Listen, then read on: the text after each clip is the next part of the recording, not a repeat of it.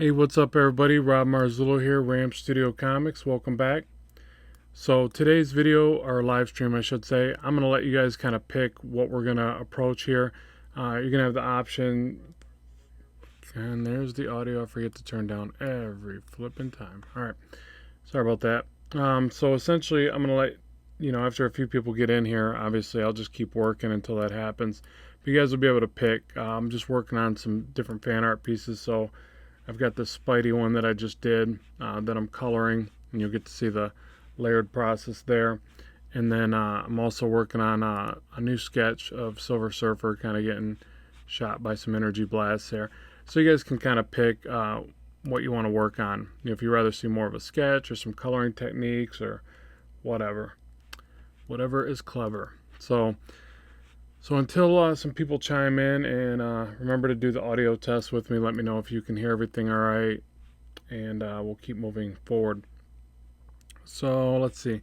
So I've got my groups here. I kind of separate everything as I go.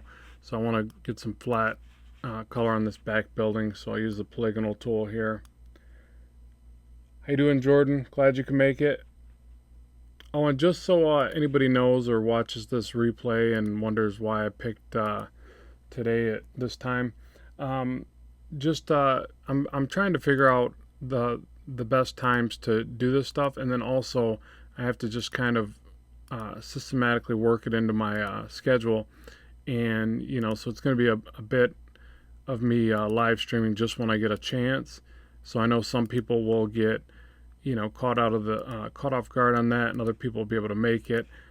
Just kind of the way I have to do it for right now. So just so you're aware of why I'm broadcasting at different times. The one schedule that should be consistent will be Wednesdays at 5 p.m. Eastern Standard Time. But even that can get pinballed around or pushed around by any commercial job that I take. So unfortunately, I'm going to be the live stream guy that can't fully commit to a specific time, just because this isn't, a full-time gig for me. This is just something I do on the side to kind of share work and grow exposure and things like that. Now, if it ever takes off and does really well, then yeah, I can commit to more and more scheduled times and allow more and more people to participate. Okay, audio is fine. Thanks very much. I appreciate the audio check there. So what I end up doing here, you see I just kind of selected this back building, and I usually just start, and I'll call it, I kind of picture this being one of those buildings that's a bit more glass than anything, so I'll call this back building glass. And then, and forgive any misspellings, I'm not always the best speller. So I'll just drop some flat tone in there of something, just so it allows me to keep working. And I love doing this because it gives you a flat layer. Yeah, thanks, Jordan. I appreciate that. A flat layer that also gives you a selection later. So now you can hit Command D and deselect. And this little layer will give you the ability to lock transparency, and then also go select load selection when you need a selected layer back over top. So it's really worth it to flat everything in as much as possible. All right, so then I usually define the light source. So I'll take let's say right down here. I kind of pictured that even though it gets hidden behind Spidey here, that it goes this way and then back down to here. This would all be the one edge of the building before the plane change. So what I'll do is something like this, where I select it, and then my light source is supposed to be over here, just so you know. I don't know if you can really tell, but that's the idea. So what will generally happen, I'll picture that maybe there's a bit more light on this side and a bit darker on this side. Oh, Nifty Rose is saying, where's everyone from? Michigan here. Yep, mid-Michigan as well. All right, so what I'll take this, and there's a lot of neat options here for coloring. You can even take this and just go lock transparency and start painting against this one side. So I could take a soft brush with a lighter version of even the same tone. Let's grab a soft airbrush.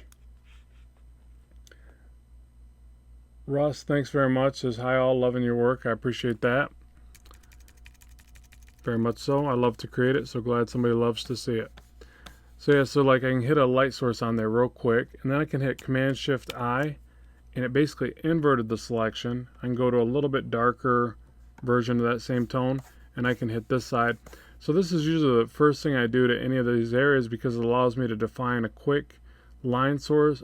I keep saying line source, light source, and a plane change. So it's just quick, easy, and then from there you just keep getting in there and detailing. Oh, Sketchcat, good to have you back. Buffalo, New York, nice. Let's trade places. I think I'd like to live in New York. Used to live in Rhode Island. All right, Wales, UK, nice. Man, all over the world here. This is awesome. Okay, oh, and while I got a few people here now, I just want to let you know that you guys get to pick today. So if you want to see some coloring techniques like I'm doing here, I'll keep progressing here. If you want, we can switch over to Sketchbook, and I can work on this Silver Surfer piece that I just started. So it's totally up to you guys if you rather see more of the sketch process and the line work or some coloring techniques in Photoshop. So I'll wait for you guys' response, but I wanted to just make sure, just so I give you guys what you're looking for when you come to see these things. All right, so now Barbados, sweet. In the Caribbean, yeah, I think I would definitely rather be there, but oh well, it is summer in Michigan, so it's still pretty beautiful. Probably not nearly as beautiful as the Caribbean, though. Okay, so the other thing that I tend to start doing, I got to also figure out, like, do I want this building to be two-tone or whatever, and it can even be the same tone, but just a little bit darker version of it. Okay, I got 1 vote for Silver Surfer. And then, Rob, I don't know if this is something you're fine with or not, but would you care if I link a picture for you and then ask you a question about it? Yeah, but I'm gonna say hold up on that. You're welcome to send that link to my and I got 1 for Spiderman. So we're at 1 for Spiderman, 1 for Silver Surfer. So if you send that link to my Ram Studio Comics Facebook page, I'll be more than happy to look at it and respond back to you. But I don't want to do that inside mid live stream, so sorry about that. But like I said, if you do send that over to me, I will take the time to look it over and give you my my feedback there. Okay, so I got to hit Command Shift I to invert the selection back to this side of the building. Okay, so we're 1 and 1 on the. Oh, we got another one for Spider-Man. That's from Jordan. Okay, so until we. So apparently you guys want to see how to color Spidey here, so we'll just stay on this for now unless we get some more going back in the other direction. Okay, yeah, Jordan, I appreciate that. Okay, so if I want to two-tone this building, which I do, you generally aren't going to see a singular tone of a building, or you could see it just like with a darker edging, but now it's going to start interfering with the plane change on the side of the building. So let's go ahead and set this to color mode now, and let's turn this more to a bluish gray. I think. I won't know until I apply it. Maybe a bit darker and less saturated.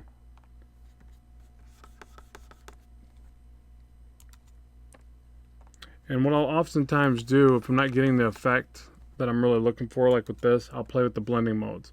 So another one you can do is multiply, and multiply will generally darken it, but it's still looking a bit green there. So let me try a little more blue.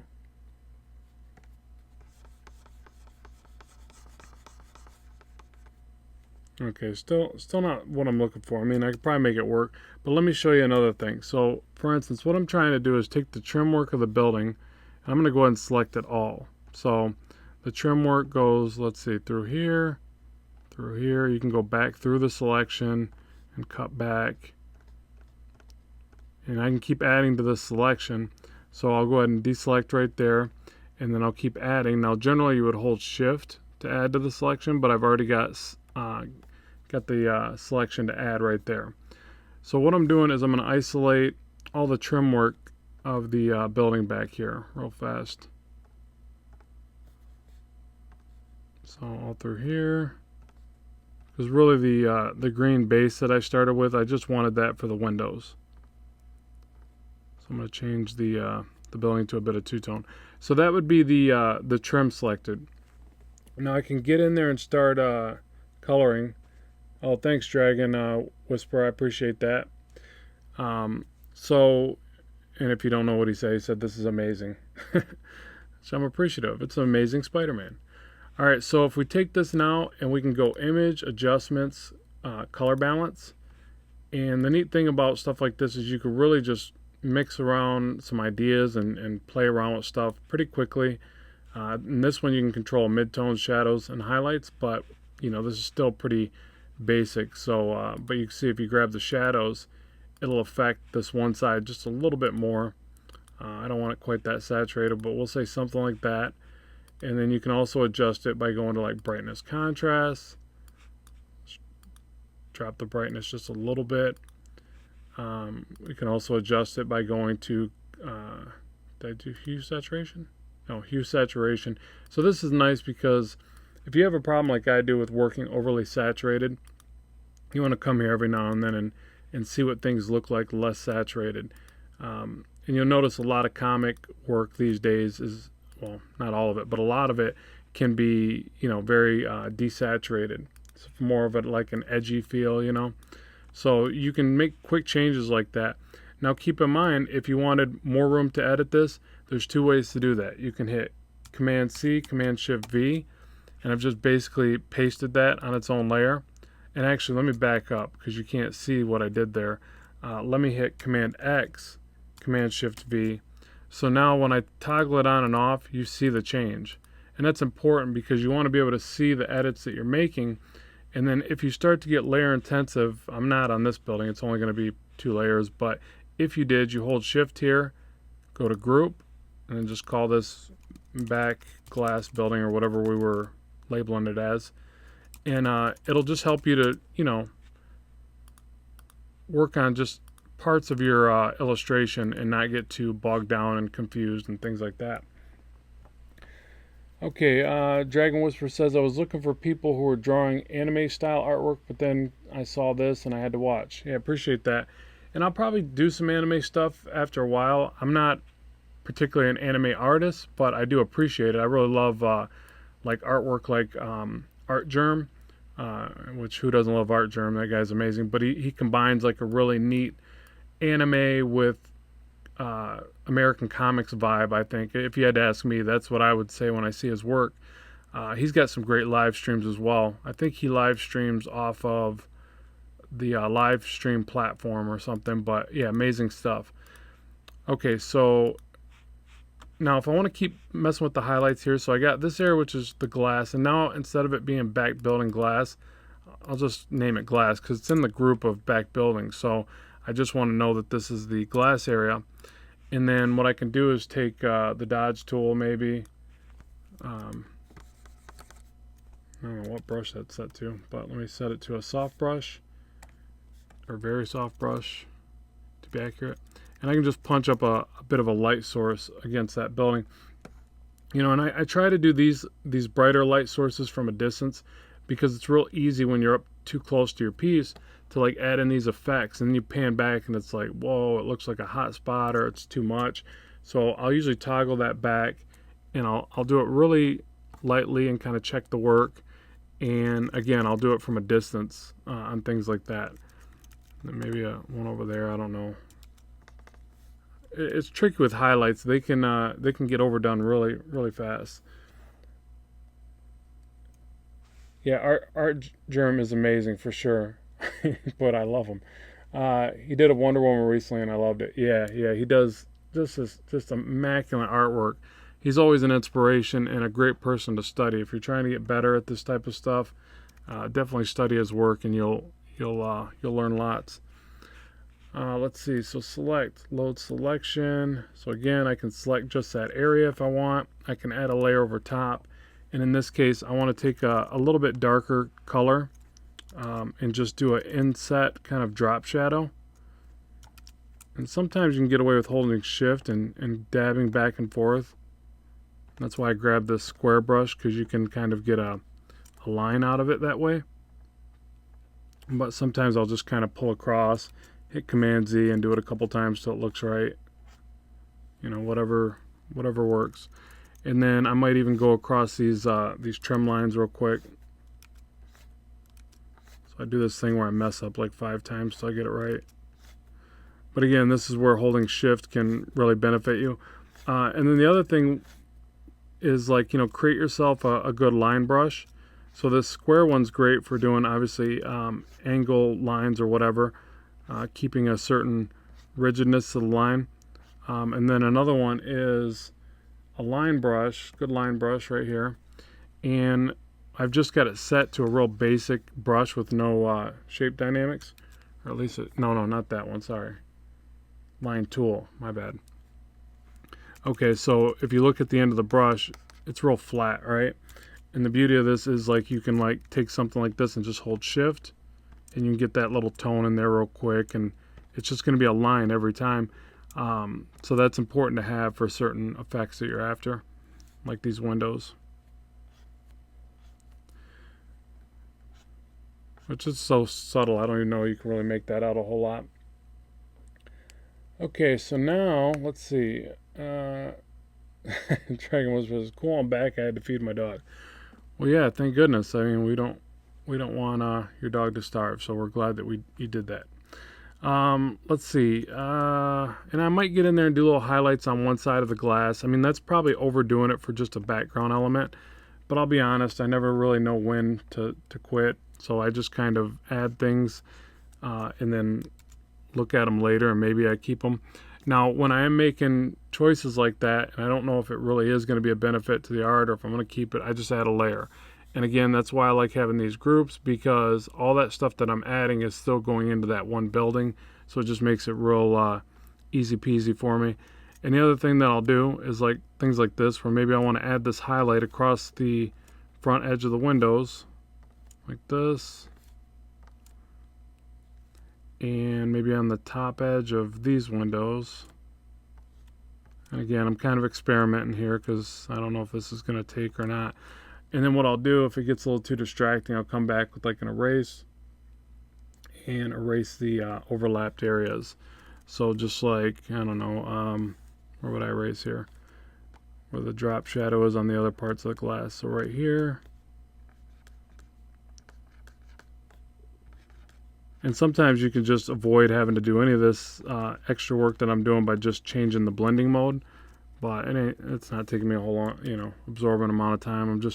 I'm trying to figure out how I want that glare on there. Now the other thing that I'll do, I don't know if I want it. I think I want to, yeah, that's what it is. I just want to show a little bit of break off that glare, or it's going to look too much like just a continuous line running through it. And now I'll just take the opacity back. Why is it flashing red? Okay, let me read these real quick. Did you draw these buildings in Sketchbook or Photoshop? And somebody's hosting me right now. I'm not really sure what that is, but thank you, I think. Did you draw these buildings in Sketchbook or Photoshop? Actually, neither. This drawing was completed in Procreate on my iPad Pro, and then I inked it in Mango Studio. So sorry, I've got way too many programs going on here, but that's kind of how I work. I like to use a variety of tools and pinball around, which is a little bit tough for people to follow it sometimes. But and then the other thing, what's flashing red? Sorry, I didn't quite get that. And then the other question is, do you prefer Photoshop over Sketchbook? This is how it works for me. I prefer Photoshop for my colors and some of my digital painting. I prefer Sketchbook for my line art if I was to just draw something, which is now slowly getting beat by Procreate. I actually prefer doing a lot of my sketches, like this was originally drawn on my iPad Pro with Procreate, which is now one of my favorite sketching experiences. My favorite finish work for inking is Mango Studio, and then, God, I lost track. What else? And then digitally painting is actually a close mix for Mango Studio to Photoshop. I still prefer Photoshop for my digital painting because all the abilities to do the edits with the tools up here. So sorry, that's a long answer, but okay, that was on your end for the flashing. All right, thank goodness. Sorry for you, but thank goodness for me, I guess. That sounds pretty rude. All right, so anyways, this right here, I could basically take this now, and it's such a small effect, but I would probably knock down the opacity just like that, or change the blending mode. So just little things like that, to try to make the effect, less in your face and just a touch more subtle, but still there. And I don't know if it really helps it or not. And then the other thing that you can do is some of these effects you can try to layer differently. So we'll call this real quick highlight HL on background building. So I'll sometimes abbreviate like this, glass, right? And this is just something I play around with every now and then. I might say Command J to duplicate it, which didn't give me the name, but I'll just take this one and I'll bring it right over the line layer, and then I'll set it to screen. And this is just something I'll do every now and then, and yeah, I'm not really digging the effect, but what it does, it paints over the line work. So if you notice, like right here with the smoke, I did a little bit of that. Every now and then I'll have layers above the line work that are set to screen mode, so that it basically, colors over the line work, and that can be neat for certain effects. Like I might even do his web that way. So start paying attention to your colored comic work. You'll notice that they do this effect quite a bit. So I did it over the clouds a little bit, things like that. So it's a way to kind of, layer your work and build a little bit of depth with a pretty quick effect. So I'm going to go and delete that. I really didn't care for that, but I did want to show you the effect there. And so I'll just kind of repeat this process. So now I'll work on this building just a little bit more because it still looks pretty plain Jane. And okay, and Sketchcat's saying, why do you prefer Procreate over Sketchbook? Okay, so this is the reason. It's not necessarily that it totally takes the cake for me on that one, but it's pretty impressive, and it's probably a mix between the fact that the iPad Pro allows me to draw on the go, where Sketchbook I'm still tethered to my computer, and I don't like Sketchbook's what do you call it? Their app. I'm not a big fan of it. It seems very short in settings, or comparably to the desktop version is fantastic. I love it. This one right here is amazing. I can draw on it really fast. It's got great features. Everything's right there at your disposal. Perspective, you name it. So this one takes a cake. This is a great drawing experience. But then when it goes to that app that I use on the iPad Pro, it seems clunky for some reason. So that's just my opinion. Take it as you will. But and hopefully with some future updates. Let's see. Let me name this because I keep toggling on and off. Building trim work. So hopefully with some future updates, that'll all be a thing of the past, which it will. Every time these programs update, they become way more impressive, and you kind of forget how you got along before that particular update. So they ultimately all catch up anyways. But yeah, it's still something I just think should be a little bit closer to the desktop version, especially for the iPad Pro, where it's got the it definitely has the power to push all those cool features. That's way too dark, isn't it? So let me try. What do I got? Multiply. Let me knock the opacity down. So yeah, that's just my my take on it. What do you prefer? Who has that? Sketchcat, right? Yeah, yeah, it does have something to do with it being mobile. I mean, when you're able to walk around and change your setting in Sketch, I think it's extremely important as an artist. I always feel more motivated or inspired to draw when I can change my setting a bit. If you sit in the same spot drawing all day, every day, all night, you're going to get complacent, or you're going to get, you need to change your surrounding every now and then, kind of get inspired. That's why you see so many artists, like draw in coffee shops and things like that, because it's just, it kind of changes the scene and they don't get so bored, and I think that boredom will show in your work a little bit, but that's just my experience with it anyways. Okay, so let's see the other questions here. Thanks, just started streaming. Only use Sketchbook Pro. Russ is saying this. May have to play with other programs when watching your videos on YouTube for tips. Yeah, I appreciate that, Russ. Yeah, and just keep in mind, don't change so much where you don't explore all the possibilities in each program, because there are a lot of these are vast. I experienced that a lot with Manga Studio. Like if you don't explore the depth of that program, then you'll kind of chalk it up as, oh, this one isn't that good, and move along. And if you're exploring too many of them, then you really run the risk of doing that.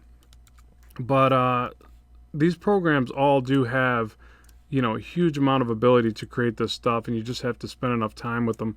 I would say all of them do, because I kind of use them more than a lot of people as far as switching and trying new things, because I justify it by promoting, showing them off on my channel, kind of. So let me set this back to normal.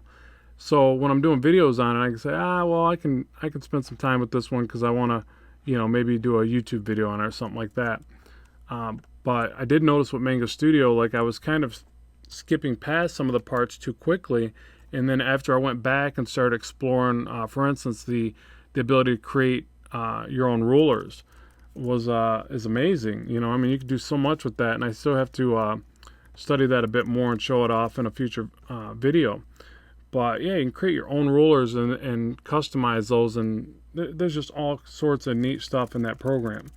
So just don't make the same mistake I do or did of moving past some of that too quickly. Alright, so that's probably enough for that building, I guess. I mean, it still looks a bit plain. I'll think with it, I guess, as I go on. Alright, so let me read these real quick. Thanks Nifty Rosa for explaining to me what that meant by them hosting. I appreciate that. And Mango Studio for doing comic pages. Yes, definitely. Sketchcat's got a great point. Mango Studio is far more well suited for comic pages than any of them. And for entirety of book creation, Mango Studio takes it, bar none. Sketchbook just offered free crayon brushes set on their site. Oh, cool. Go get some free crayons over at Sketchbook. Sweet. Do you ever color your line work, like, say, change the black lines on Spiderman's dark red or anything? Yeah, so that's kind of what I was explaining about using a screen mode. And then on Spidey, I would go to his grouped layers here, go above this, and say, I don't know, what color would you color them? A dark red, you said? So you could take the dark red here. There's a couple ways to do it. You could select just the line work, or you could try to painstakingly paint over them. Obviously, it's going to make more sense to select just the line work. I don't have this set up that way, but all I would do is select the line work in the original art file. And I guess let me show you exactly the way my setup is so you understand. All these layers are in between a line work back here and a line work up front here. And this one up front is set to multiply. So essentially, I kind of cheated. These are both flattened artworks. So if I was to toggle on all the, eyedropper tools here, this was the line work, and it's flat. There's no transparency through the white. And there's ways with channels and all that to separate that. I didn't do all that. I basically just copied it, moved it up top, set it to multiply, and then painted in all my effects in between it. And then kind of trapped the effects with the top layer set to multiply. So, and you always got to check this with the way that you're working and make sure that'll work for you. I can't necessarily vouch for the way that your work will, you got to make sure that this works for your printer or your end result of your comic. For me, this works because I'm just doing a digital piece to show it off, so it doesn't really matter, if my channels are right or the colors bleed behind certain aspects of the line. I'm just doing a digital piece here. So, okay, so let's see. I can color part of this building here. Building with AC on it. I have to come up with these little silly names. I don't know, I like separating all the work, and I probably separated a little too much, but it just helps me to kind of work through the process a bit easier. Okay, so now let's take this. Sketchcat says, can that be done in Mango Studio? What exactly? The same effect with the line work being at the top and bottom? Is that what you're saying? All right, let's take this and change the brightness contrast. I want this side to be a bit darker, or darker by this way, I mean. So a bit darker in there. Touch more contrast. And okay. The multiplying trick. Yeah, blending modes are the same in almost any of these programs. Some of them are named differently, or some have a few more, something like that. But they ultimately all are what happens is after a while they all adopt each other's bag of tricks. So So basically, and just so you know, I'm cutting that and pasting it back into place with Command X, Command Shift V, so that way it's separated but still directly in the same place. So you know, like for instance, Manga Studio and or Manga Studio and Clip Studio Paint and Photoshop are almost identical in shortcut commands and blending modes. The interface is a little different looking, but for the most part, it's the same program. Well, I shouldn't say that. I'd probably take off the guys that own Manga Studio and Photoshop. But yeah, they've made them to where they function quite the same. So this same layering system and blending modes will work. Okay, so let's see here. What was I going to call this? Building back. I'm just saying back because it's the part away from the light or something. Okay, and then I want to change this little AC unit thing to like a gray, and I also want to add some effects to the top of this building. And this is another one. I'll show you another quick one that I like to do that's I think adds a lot to the artwork for such a minimal amount of effort. So that's always good, right? Quick and easy. Okay, so you take it like this, hit Q for quick mask because I want to get out these little the selection around this little spot right here. Find my line brush, good line brush, and hit X because I want to remove transparency with this. It's got to be at full opacity. And you know, if you're not familiar with this, this is just where you can paint back and forth with your selection. So this is handy for little things like this where you want to quickly just draw the selection out of the way. What this always reminds me the most of is like, what do you call it? Frisket. Back in the day, if you ever airbrushed, I used to always use this Frisket stuff and I had to cut it out with an X-Acto knife. Kind of reminds me of that for some reason. All right, Q for quick mask, and I'm back there. And let's see, let's take this area now and go Command X, Command Shift V. So again, I'm separating this work, but I'm keeping it all in that group, which is easy. I can call this rooftop or just roof. And what I wanted to do here is just go, I actually want to lighten it a little bit, but what do I want to do first? Let me lighten it first. Adjustments. Now I don't have to make a selection because it's all isolated by itself. I'll go to brightness, brighten it up just a little bit like that. And I want to go to filter, noise, add noise. Whoa, that's a lot of noise. All right, tone that back. Quiet it down. We don't need that much noise. And then do a soft blur. So filter, blur, Gaussian blur. Whoa, that's a lot of blur. Goodness. But see how if you get it just right, you know, you can play with this and get it, you know, it kind of looks like a bit of a rooftop or something, just a little bit more textured than the other stuff around it. You know, you can see I did it over here, and then I'll punch up the light source and things like that. But that to me is a good little effect to do. It doesn't take much time, and it yields a pretty good result. And then you can punch up the highlights. And the other neat thing is it basically will grab just the highlights that almost with the dodge and burn, it will actually increase the effect a little bit. So just FYI on that one. Okay, what else here? Oh, James, good to have you back. Thanks for joining us. Yeah, and if you guys didn't catch it earlier in the stream, you know, I'm going to do a few of these streams at an off time, but it's hopefully just going to allow me to get the ball rolling with this stuff, and then I'll be able to nail down a schedule as we progress. Okay, so I want to darken this just a little bit. So I'm going to take just black, set the multiply, and drop the opacity, and just hit this real light. Because I just want a nice little soft shadow right there. And let's grab a soft brush. Just like that. So the beauty of multiply on settings like this is it adds, it won't wash away the texture. It'll add to it when you darken something. So that's why I'll switch to multiply instead of just hitting that at what do you call it? Regular opacity or normal mode. Goodness, can get that out of there. Yeah, so let me do that again. Multiply, lock transparency this time, and I'll brush in just a little bit of shadow from this way, just so it kind of helps, you know, give some kind of shape to that. And then the other thing is it looks a bit too blue, so I'll desaturate it. So I'll take hue saturation and drop that a bit to make it look more gray.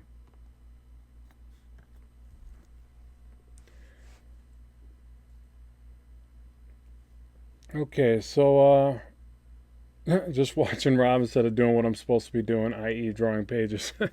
Nice. Well, I appreciate that. Good to have you. Yeah, I know. And that's why I'm trying to at least do a piece here that I can say can go in the portfolio when I'm done. Um, because yeah, it's like I kind of probably should be doing some other stuff as well. Yeah, so oh, and something else I wanted to show you guys, and there's a few people here now, so I can address it. I wanted to also show you a progression. So this is a Spider-Man that I just did about a week or two ago, and finally getting to colors, you know, inked it and everything. And then I wanted to show you one I did a while ago. So this one up here is one that I did 2 years ago now. So the reason why I wanted to show you this is because I wanted to say, okay, look, you know, hopefully I've made some accomplishments in my art, but you know, sometimes you don't. Sometimes other pieces tend to look better, but I still feel that the newer one's better, and you guys can be the judge. And then I like to do this because it allows me to kind of self-study and go, okay, what did I make the mistakes of here in this piece, you know, and if any, and what or definitely there are some mistakes, but and then, you know, what maybe is better about this one to me. And this one isn't finally completed yet, but it feels like it's got more depth, more life to it. This pose seems more stiff, and more, the buildings are definitely really poorly done. I feel like I just did like this apartment complex look or something. So, and you guys are saying, wow, big difference. So that's good. Thank goodness, because when I pulled this open and I had the idea to show the two next to each other, and I could almost, I guess I could drag them like this. It's another cool thing about Photoshop. And so yeah, we can get a better view of them both side by side. You know, you want to see some progression in your work, and you want to know that after a few years of drawing nonstop pretty much, that there's hopefully some bit of progression in your work. So that's really what I wanted to show, and I figured it'd be a decent topic to kind of cover in one of these live streams. Oh, and then yeah, and I appreciate you guys saying there's a difference. I really appreciate that. And then Sketchcat says, I finally fixed that pose problem I was having. Decided to push the feet together like a bird would perch. Gave the pose a cool, mysterious look, so works for me. Yeah, definitely. Definitely. Sometimes it's as simple as that: moving something, one body part or a couple, and changing the shape of the spine, or you know, you got to kind of envision that as you place all your anatomy over top. So it can be things like that for sure. And I'm glad you were able to figure that out. And you know, and that's why it's so great to log a bunch of sketches and poses, and then put them in a digital scrapbook or pen them to the wall or whatever you got to do. Like I'm thinking about doing all these different arm poses and sticking them around my art station. And then once I start to see they start looking bad, which means I'm progressing mentally in my work, I get rid of them and replace them with new ones and better ones. So yeah, I'm glad you're able to get that, Sketchcat. And then Young Ty, good to have you back. Better color choices in the new one. Thanks very much. I appreciate that. So yeah, I'm glad that you guys see, you know, a progression in the work. That's what it's all about, and that's what I'm trying to accomplish. That's what we're all trying to accomplish, and you know, that's what we're here for. So, and it gets tough at times because you know it seems like sometimes your work is kind of stagnating, and then all of a sudden, other times it's like your work just starts to shine, or you feel like you open some mental barriers and start to produce some really good work, and that's what we're all after. So, you know, and it's mainly just repetition and you know, building that comfort level with whatever it is you're trying to create. And I read somewhere somebody wrote something about, so you want to be a comic artist. God, I wish I could remember where the quote came from, but it said something like, so you want to be a comic artist. Well, welcome to the hardest art form you could have picked, or something like that. And I thought that was so cool. Obviously, we all can relate because we all love comics. But it's, in a lot of ways, it's true. I mean, there's a lot of difficult things that you have to cover to say, oh, I want to do comics. You know, it's not just oh, I'm going to draw some cool characters. Yeah, I mean, that's cool. You could do some decent pinups and things like that. Um, but you got to have interaction. You got to have them doing a series of things with other characters to draw storytelling. So that takes it to a whole nother level. You got to draw architecture, cars, animals, you name it. You're going to have to draw it at some point. Oh, yeah, and Sketchcat says, I'll show you the page after I finish colorizing it. Yeah, I can't wait to see it. That'd be awesome. And then the foreshortening is much better too on the new one. Thanks, James. I appreciate that. Yeah, so hopefully, oh, and I'll set this to color mode now because I want to change this more to a gray. But I actually don't want it to be the same blue-gray as the roof, so I'll try to give it more of just a gray. So yeah, and that's why, it does feel great when you finally do start to make accomplishments with this stuff because, we know that how much time and energy we put into getting better. And not everybody gets to see that, when we're working in our studio or, studying, all those various things I just mentioned. So it's really nice when the work does start to shine a little bit and somebody makes mention of it, makes all that time worth it.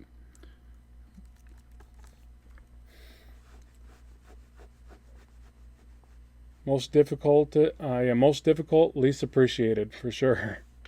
I know it. And then, the other part I always think about, you ever go into your local comic store and watch somebody flip through the pages of a book? And, hopefully they get it home and they spend a little bit more time looking at it than that. But, even time when how much time I spend looking at the pages, and I'm looking at it more from an artist standpoint where I'm trying to analyze the art and get better. But you'll see somebody just thumb through it really fast, and then you think about the hours that you spent on each panel or page, and it's like, whoa, it's kind of an eye-opener, So, but it's still great. I love storytelling in general. It's like even when I do the storyboard stuff, it's just something is so neat about conveying sequential storytelling with your images. It's definitely a fun process. All right, so back to normal mode. So yeah, I constantly have to check my work and make sure I stay on normal mode so I can apply, little effects like these where I put a little highlight on something, because then multiply it doesn't work with lighter effects. So let's see. I think I need to darken that a bit more.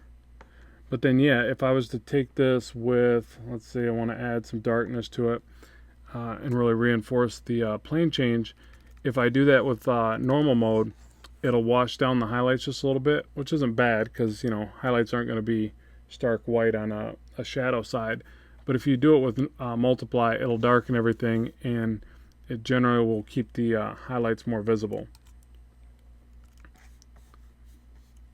So I think I want to do that one. And let me grab this side too.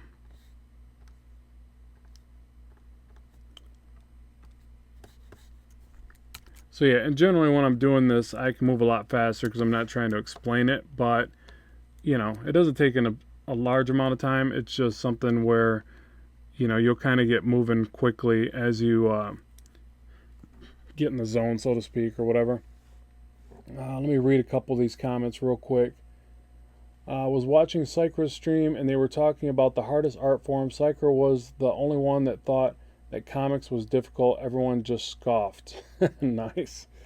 Yeah, that's I don't get that. I mean, even digital painting, and I love digital painting. I think, if you notice, I do kind of a mix, half and half, really.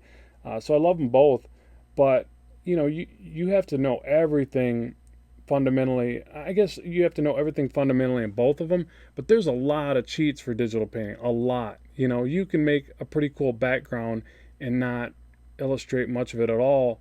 And by illustrate, I mean really draw it out and give it the detail. But with line work, you really can't. You can do some cheats, but to me, it's got to be drawn properly. It's got to be drawn well.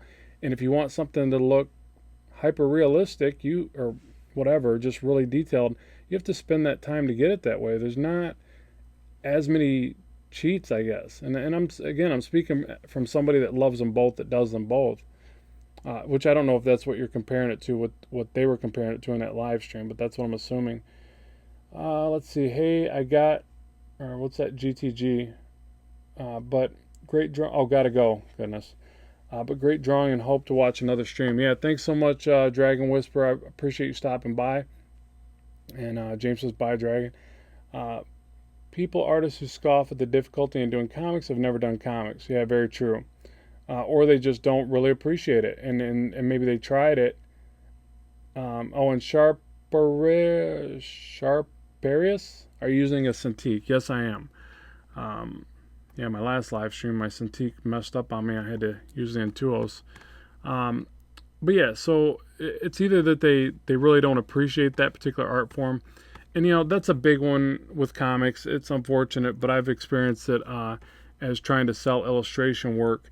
I want to immediately brag to people, or not brag, but, just I'm proud of comics. I love doing the work, and, it's kind of what got me started in my my little art journey. And so at any rate, when I go to sell an illustration job or I work with a client of some sort, I immediately want to tell them about my comic work and show that off. And they're less interested in it. They kind of just want to know that I can draw a Coke can or something or whatever. They're coming from it from more of an advertising perspective. Oh, that's too bright, isn't it, right there? So they don't really care as much about how well I can draw Spiderman, for instance, which seems really strange to me because it's so big right now, and all the, it's in the movies and all that. It's huge. It's everywhere. You think they'd want, that'd really kind of show them your caliber of your abilities or whatever. And yeah, they kind of look at it a little bit more like kid games or something, which I totally don't see it that way because I love comics, and I think that there's a huge amount of talent that you have to. Skill set that you have to be able to produce stuff that you see in comics. So to me, I'm all for it. I think it's a great way to show where you're at as an artist, and not everybody agrees with that, obviously. All right, let me see about this spot right here. Not digging that little air conditioning unit, but whatever. All right, so Sketchcat says, or they're just idiots, lol. Yeah, that's possible as well. Let's see. It's even worse with anime when it comes to appreciation of the art form. Anime gets looked down upon even more than American comics, no matter how good it is. Yeah, Jordan's got a point there, I would say. But there's a good thing about anime.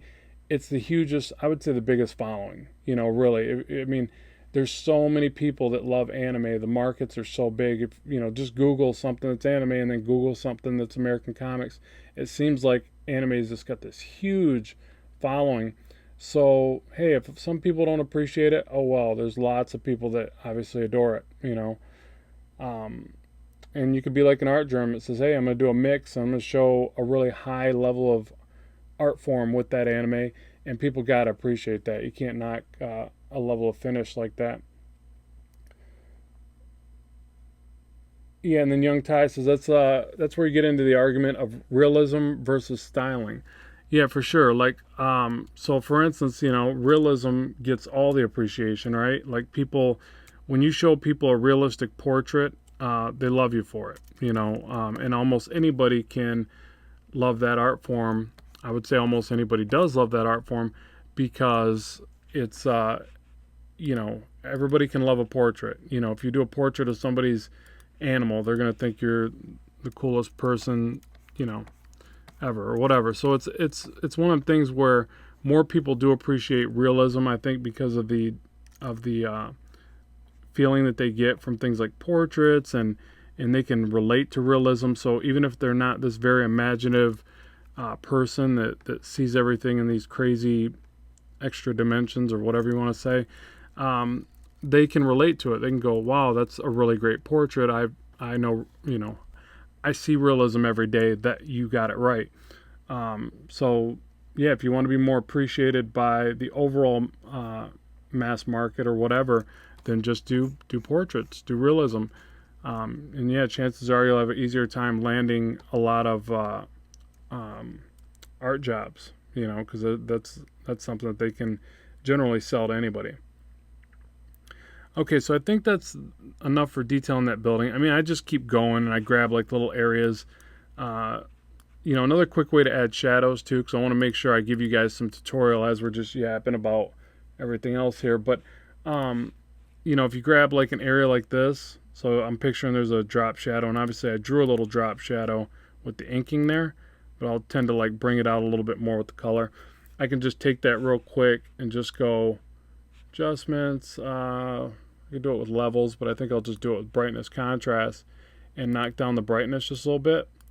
So this is a great way, like if you want to like select all the areas at once and then just apply that brightness contrast shift. And then a lot of times, I want to say, no, if it's a filter, it'll actually stay here and remember the last thing you did.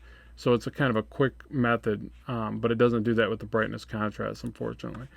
So I can repeat that process here and there real quick with the polygonal tool, and then just go filter, or no, where's it at? Image, adjustments, brightness, contrast, and drop down the contrast, or no, the brightness. Goodness, I can't even just remember what I did 2 seconds ago here. And hit OK. Command D to deselect. So that's a quick way to drop in some shadow effects as well. All right, let's see. What else did you guys are over here comment? Let me check real fast. I get asked this all the time with anime. Just can't do it though. I'm too detail oriented. Yeah, Art Germ is awesome. Yes, he is. Hey Rob, do you have a name for your fan base? No, I don't. James says suckers. That's messed up. He says LOL. Just kidding. Yeah, a bunch of suckers. No, of course I wouldn't call them suckers. We're FOBs, fans of Rob. Oh, nice. Yeah, you guys are gonna. And then Jordan just posted a head, so it's like kind of like you give him a big head.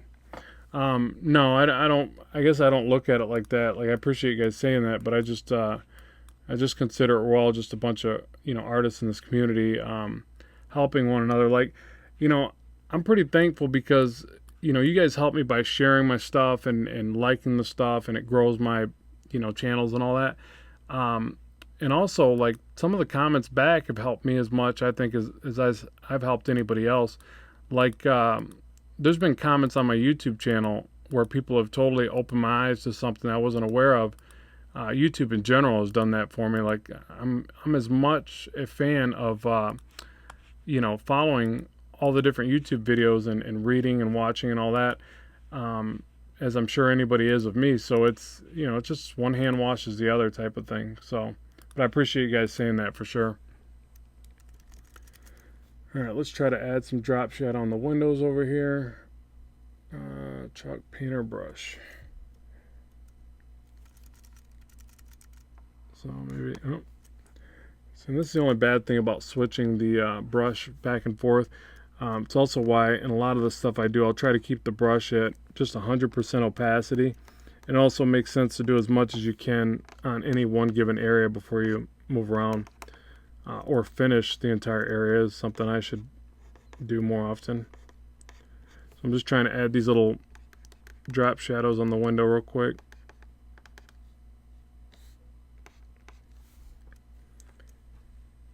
Oh, and another thing, I was going to ask if you guys wanted to partake in this art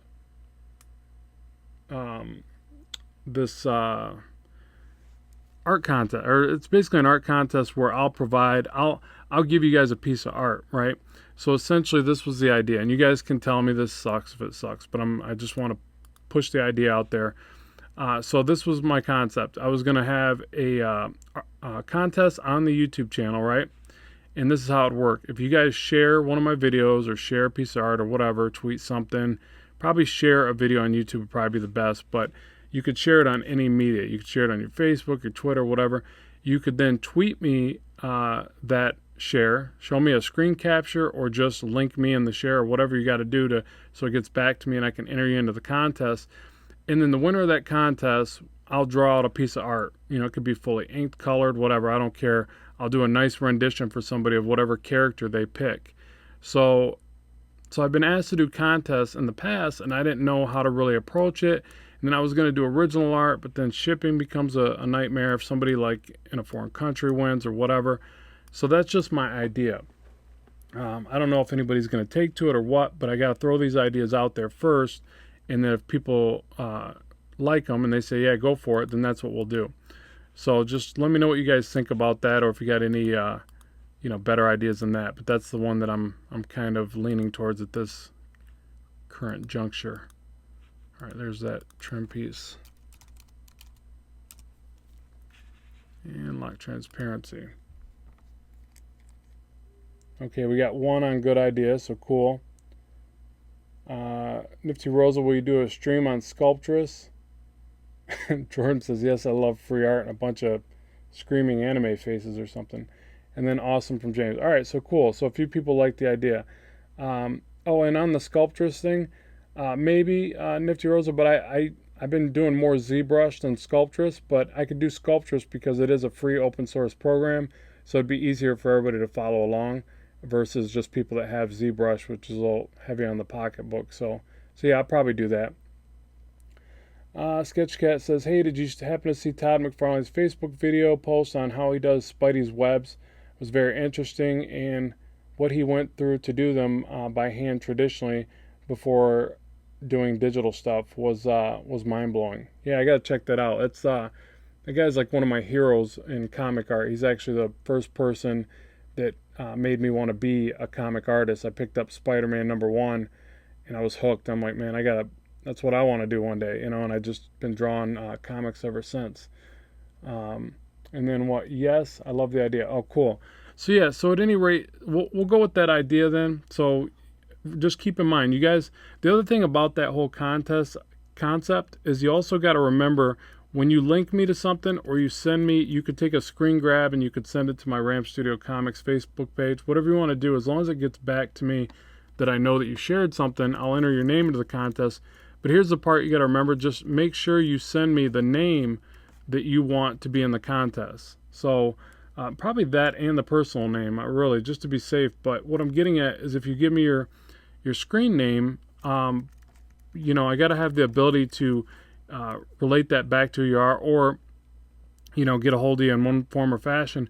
But then also, if I say, hey, the winner of the contest was, I don't know, Blaster Master 549 or whatever, you guys got to let me know if you don't want me to share that information, I guess. If you say, oh, if I win, don't yell my name out there or something, because you'll probably get like a shout out with it, because I'll end up talking about the winner of the contest and all that jazz. So just make sure you let me know all that information. Don't just send me the link and then I accidentally say your name. You're like, I didn't want anybody to know for whatever crazy reason. Okay, let's see what else. Did you use real reference for the buildings? No, I probably should have. I actually didn't on this one. I just kind of winged it. But it isn't a bad idea to look at buildings a lot, like take pictures of them. One of the things that I do is I'll draw just portions of buildings. So if I see something really cool that I like about a particular building or whatever, I'm on the wrong layer. That's why it's not doing anything. Then I'll draw just that portion, a few times, like in a sketch pad or something. Like archways are a perfect example. So I'll find like these really cool archways in a particular architecture style or whatever, and I'll draw those in because you can see my buildings are still pretty blocky. They're still a bit, proportions are a bit off on them and things like that. But what I've been trying to do lately with buildings is just add more trim work. So you see these little side pieces. You see how I just changed the direction of this versus it being a squared off building. Little things like that can really do a lot for your building renditions. So I've been doing a lot more insets, a lot more arched windows, things like that. And then there's a few techniques where you can actually just do one of them and copy it down. I do that a lot with inking just to speed it up. Yeah, and that's the thing, Sketchcat. So if you win, he's saying, I'd like to see him tackling drawing my Nightfall character. Then yeah, draw your character. So part of that contest is I'll draw whatever character you want. Really don't care. I don't, if you use it for print work, I got to be credited, or I really don't want it to be used for print work, I guess. But if it does, if I'm at least credited, whatever. But it's more the idea of like, I draw whatever character you want for your own collection or whatever, just to have. So Freddie Williams got that book about how to cheat backgrounds. Yeah, for sure. There's a lot of techniques in there, and you got to take advantage of those. Oh, Jordan says, I can't wait to get my favorite hentai, probably slaughtering that, character drawn by him. So yeah, I appreciate that. Yeah, good luck everybody. I hope you guys all participate. Share the information. What I'll do, I just wanted to test the waters here. So if you guys think it's a good idea, what I'll go ahead and do is promote it on the YouTube channel, because that's obviously where I got a few more people that watch my videos or whatever. So what I'll do is go ahead and shout it out on there. I might even do a video on that later today, but I'll talk about what we discussed here and the way we're going to do it, and then people can enter into that contest, and we'll see how many people we get. We'll probably have the contest drawn or whatever. I'll draw the winner by the end of, let me see here, end of September. So that's when I'll go ahead and announce the winner, kind of thing. I think I got this, yeah, I got that painted wrong right there. All right, let's see here. I want to add that same noise effect right here. But I think I have to color this first. Oh, figures. Right over the web, you son of a... Okay.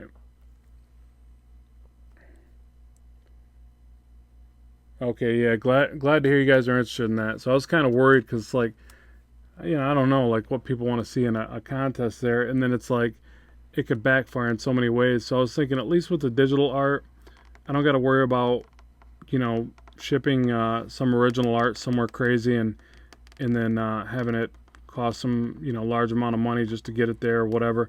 Or I was thinking, like, man, what if it just doesn't get there? And then somebody's like, hey, I'm the one that won the contest and I never got my artwork. So I just figured this would be a better way to kind of do that.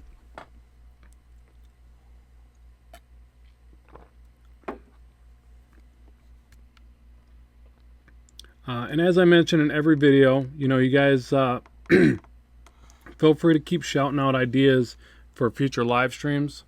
I gotta get something to drink here. I'm getting hoarse. Excuse me.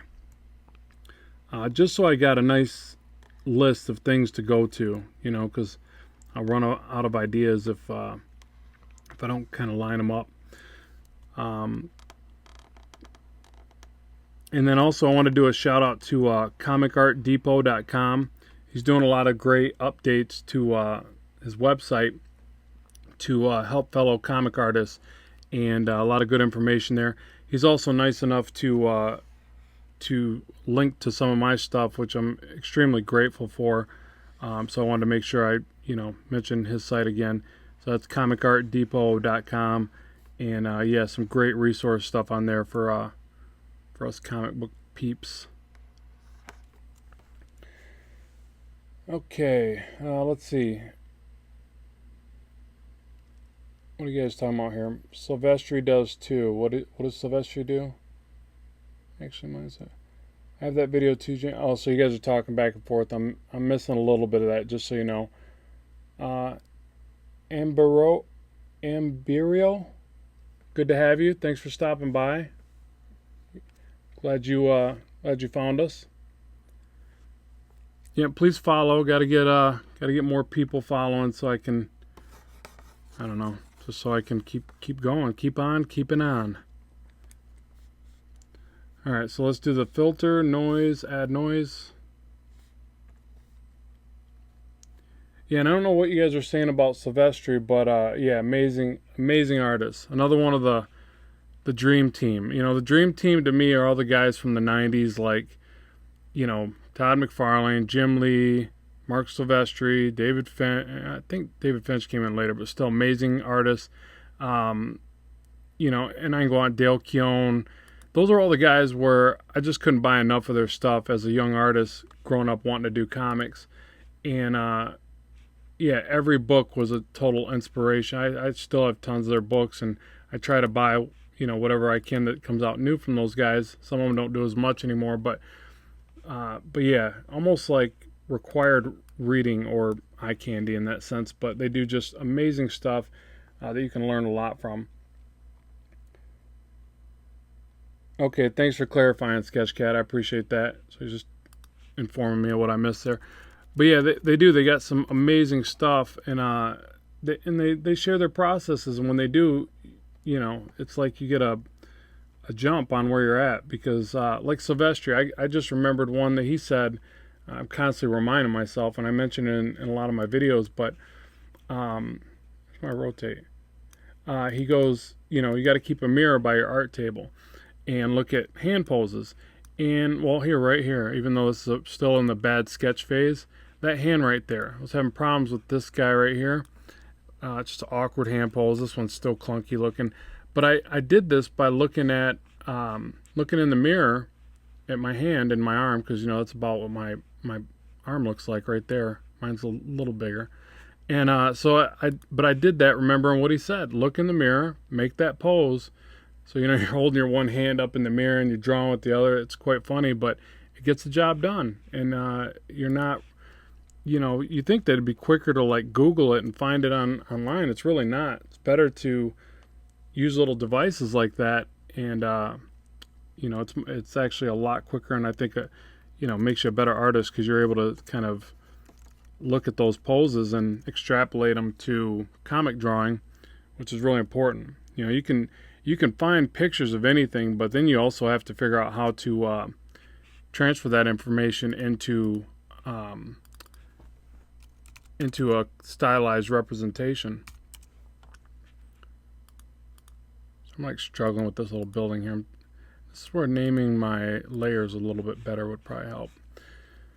Okay, so I want to show the plane change and get the shadow on this side. And let me just select here.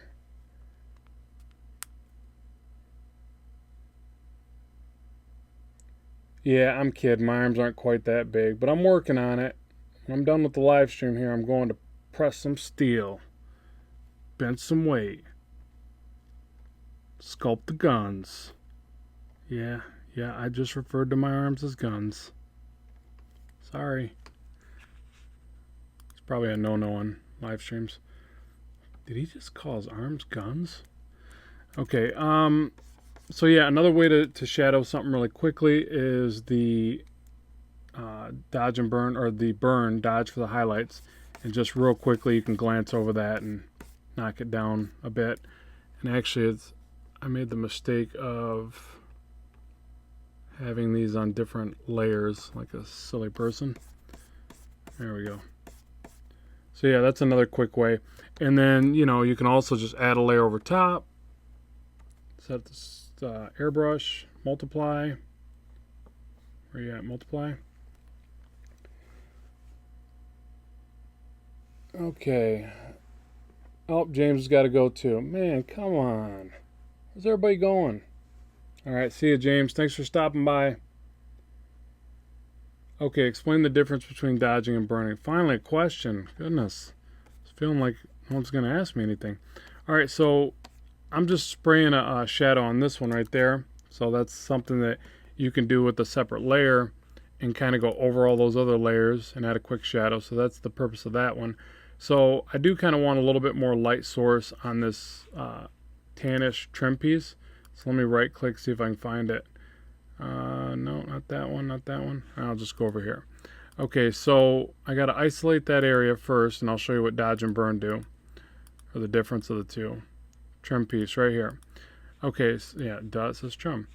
Okay, so I just select this area, excuse me, and say I want to, I don't know, put a little highlight on this top edge where I would picture the light source would hit. I can isolate that area like that.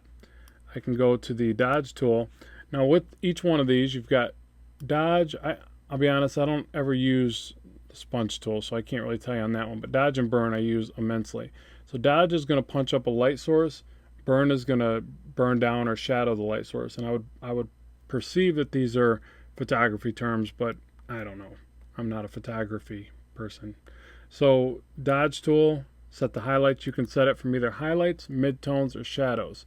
I usually set the highlights when I'm trying to burn a light source. But if you have something, I'm just slightly brushing across that to get the light source. Now if I hit Command-Shift-I, I'm now selecting everything but that area, so I could probably burn a shadow right at that lower part of the trim where the plane change is.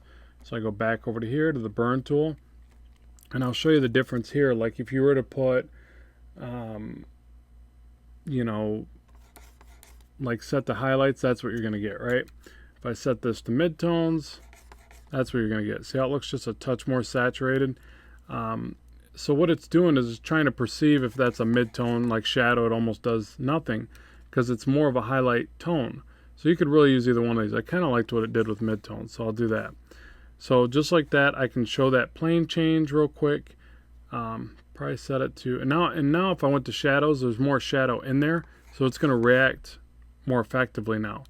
So that's how that works. It'll perceive, and then you obviously up the exposure for making it really, you know, an intense effect or whatever. So dodge for highlights, burn for shadows, and you can control whether or not it affects midtones, highlights, or shadows up there. And let me know if that explained it enough for you, but that's essentially how I utilize it. Oh, nice. I'm loving that one, Jordan. Jordan wrote, when Rob lifts weights, he doesn't take a rest in between sets. He gives the weights a little time to rest. That's awesome. I can't believe I've never even heard that one. That's amazing. I might tweet that later. No. All right. Oh no, screaming granddaughter came in the house. Nice. Interesting tool. Yeah, it saves a lot of time. There's a lot of people that will use the dodge and burn to quickly go through a lot of parts of their, you know, coloring, painting. Some people paint just with dodge and burn. So yeah, it's really handy little feature there. Okay, so now let's see. Something else I want to make sure to add. I usually do this more early on, but I'll grab like the background layer here. I'll go filter, render, lens flare. And I'll put a lens flare right back where I want the light source, somewhere back there. And this is also something I'll do probably at the end of this piece. So after I get more of it in place, I'll add what I call like post processing effects. And what I'll do to do that is I'll take everything you see here. I'll hit Command, should I group them? I guess it doesn't matter. I'll hit Command J, Command E. Okay, and that just gave me a backup of everything all flattened together. So you can see it kind of darkened everything a bit, probably because of some of the blending modes. But anyways, after I generally finish the piece, I'll do something like that, where I do maybe a lens flare. Let's try render, lens flare. And now what I'll do, I'll apply it on the front of the piece, so you can like get some post-processing effects and make it look more, you know, like he's flying through the sky and there's a bit of that glare in your eye from the sun peeking behind the smoke, whatever. You know, and you can do that like right on the edge of a building or right on the edge of Spidey. So I'll do that right at the very end, but I just wanted to show you that in case we don't, you know, we're probably not going to get to the very end of the coloring process on this, but that's something that I do right at the very end. So I'll add like a lens flare like that. I'll add another layer over top, maybe set this to multiply. Let's see. That explained it good. Okay, glad to hear it. Would you use lens flares on metals for spotting highlights? I would probably use more of the dodge for that. I'm not saying you couldn't use lens flare, but the only bad thing about lens flare is you have to merge everything for it to give you the other effects. Like for instance, if I want to do that lens flare again, unless I'm not aware of this, but as far as I know, to render a lens flare and get those little effects that come off the camera. So let me just jump it up really bright, way too bright, but so I can illustrate what I'm telling you. Yeah, that's way too bright. But see those little remnants or artifacts that you get, like from a camera, you'd get those, which is really what I want. I want to see more of that in this piece. So another way to do that, because I want these to add to the dimension of it, but I don't want nearly the brightness there, I can hit Command J, duplicate this, go filter, lens flare again, and actually it'll save the last setting, so I could just hit that or hit Command F. But now I can bump down the intensity of this part of the flare by soft erasing it back. So let me find the soft erase. jump that back a bit, and let's soft erase this down. Let me bring down the opacity quite a bit because I just want to softly, bring that back. So I might want to keep the intensity of the center spot of it or something. So by soft erasing it back, I can leave some of these artifacts that I want, still get a bit of this glare, but not nearly as bright. And then as I'm doing this, I'll kind of toggle the effect on and off. And maybe I want, Spidey to be a bit more in focus, so I'll erase some of it where he's at. Whatever. So all I'm trying to say, sorry, I bumped the mic there. All I'm trying to say is that's another way to kind of control effects that are generally placed on the end of the what I call post-processing, where they're on the end of the picture after it's been merged. And that's also why I do all this in a series of layers on top of all the layered files at the very end, so I can kind of control that. So hopefully that answers your question there. And yeah, as far as using lens flares on metal for highlights, I wouldn't necessarily do that because it'll apply it across the whole thing. You could, I might do more of a controlled lens flare where you draw it out. Like I'll do these ones where, I don't know if I could do it on this or not, maybe.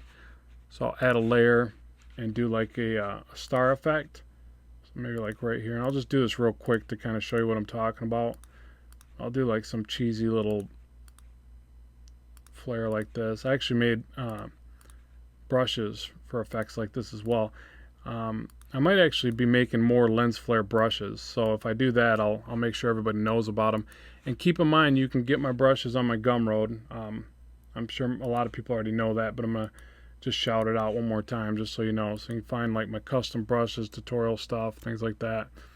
So yeah, so I do like this little cheesy lens flare on the metal there.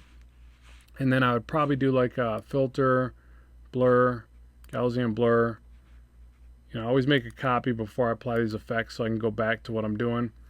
And then I'll blur that effect because I don't want it to be so, noticeable, but I want it to be there.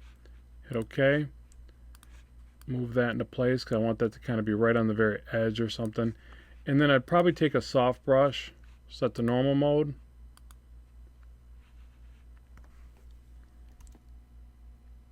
Yeah, I will, Sketchcat. I still got to bring over my paint set to Mango Studio. I've been meaning to do that. I'll probably put that on the agenda for the next few weeks here. I'll try to get that done. I wish they made it quicker. It's like you put all that work into your brushes, and then you got to save each one out individually, and you have to change settings. I kind of wish those two worked a little more seamless in that regard. But yeah, so like that's not the greatest flare, but I usually would add more to it.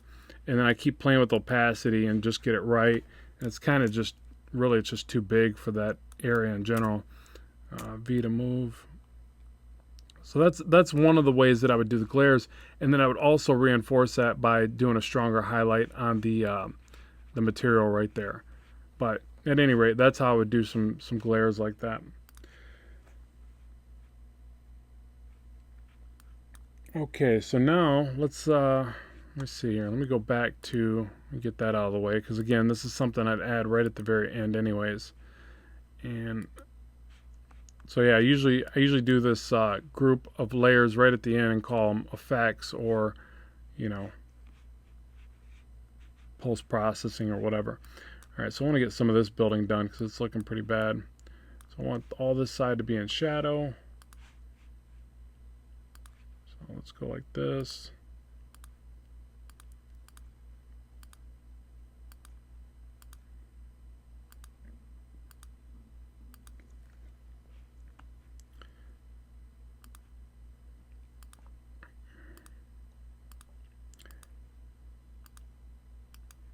Come on.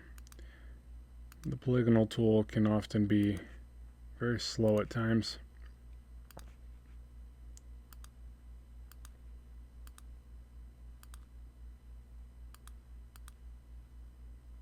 And there.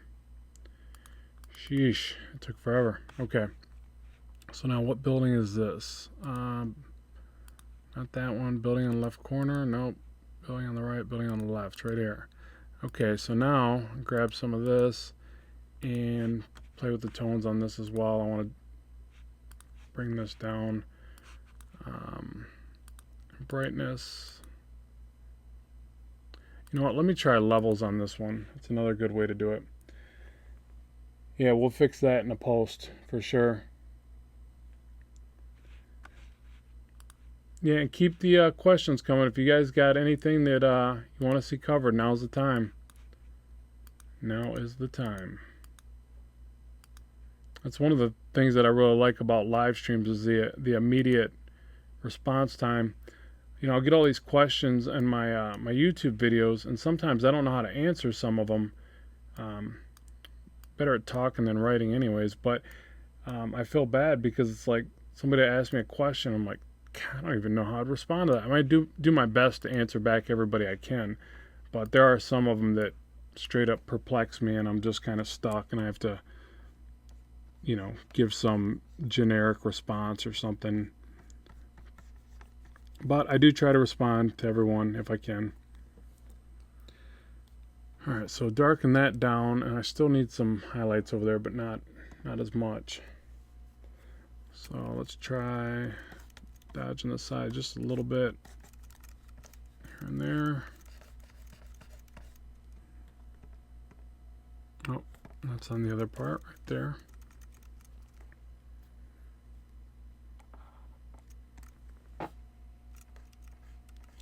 Yeah, and another question I had for you guys too is there a particular program that you adhere to most? You know, so if you notice when you come to my channels, when you come to my live streams, I'm using a variety of softwares. What's your software of choice? I know we kind of talked about that, but what's your favorite program out of all of them? Yeah, Sketchcat, you definitely get me. You stump me at times, so thanks for that. You did that at one of the live streams. You kept asking me to draw all the hard stuff. I'm like, oh, come on, give me a break here. But hey, that's a good thing, really, because you know you get into drawing for a living. It's going to happen more times than you think. You know, people always asking me to draw stuff for a board job, and I'm like, my God, how am I going to accomplish that? You know, you get some of the strangest requests on those. Oh, that's the only bad thing. I keep going to the wrong layer here. But that's why it pays to be versatile and draw everything. Like animals is not my strong suit, and you know, I know that that's something I got to spend some more time on. I've actually had some video requests on that one I gotta deal with. Okay, Young Ty says Sketchbook, but I like to see multiple programs. Okay, good. Yeah, so and I think Sketchbook, besides maybe Photoshop in a sense, has the most you know, followers, users, whatever, however you want to classify that. And then Photoshop probably has the most, you know, professional users or whatever. I think Sketchbook's got a lot of the younger audience, and also, you know, they're making more and more strides and showing how it's a fully professional program, because it is. I mean, you can do amazing work in Sketchbook, but I just oftentimes wonder what people use what and what they feel truly comfortable with when they're watching the channels and things. Let's see. I haven't used, what's Russ saying? I haven't used a bit of Photoshops, but mainly for photo editing, and all my drawing is done on Sketchbook Pro. So yeah, Sketchbook Pro again.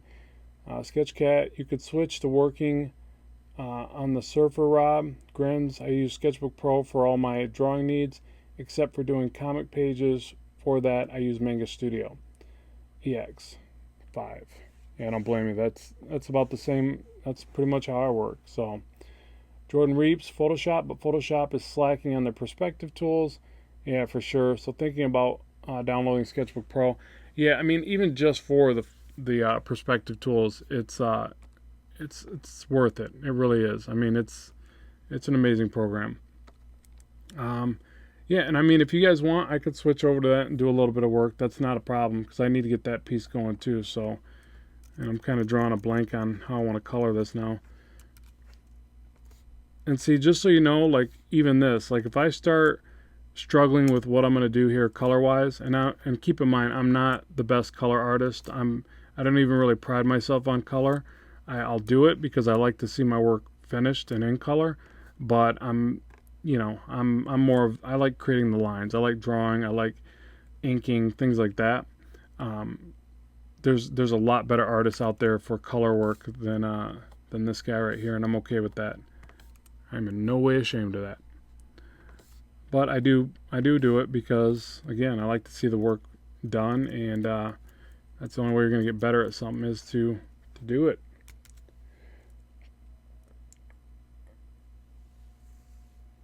Yeah, Photoshop just makes me nuts and frustrated, so I avoid it. Sketchcat says, yeah, I don't blame you. It does get pretty crazy. A lot of people don't like the fact that you got to pay monthly for it now. That's turned away a lot of audiences, I suppose. What about Krita? Have you ever tried Krita? And I'm probably slaughtering the name of that. Krita. Um, I never have. I think I demoed it once.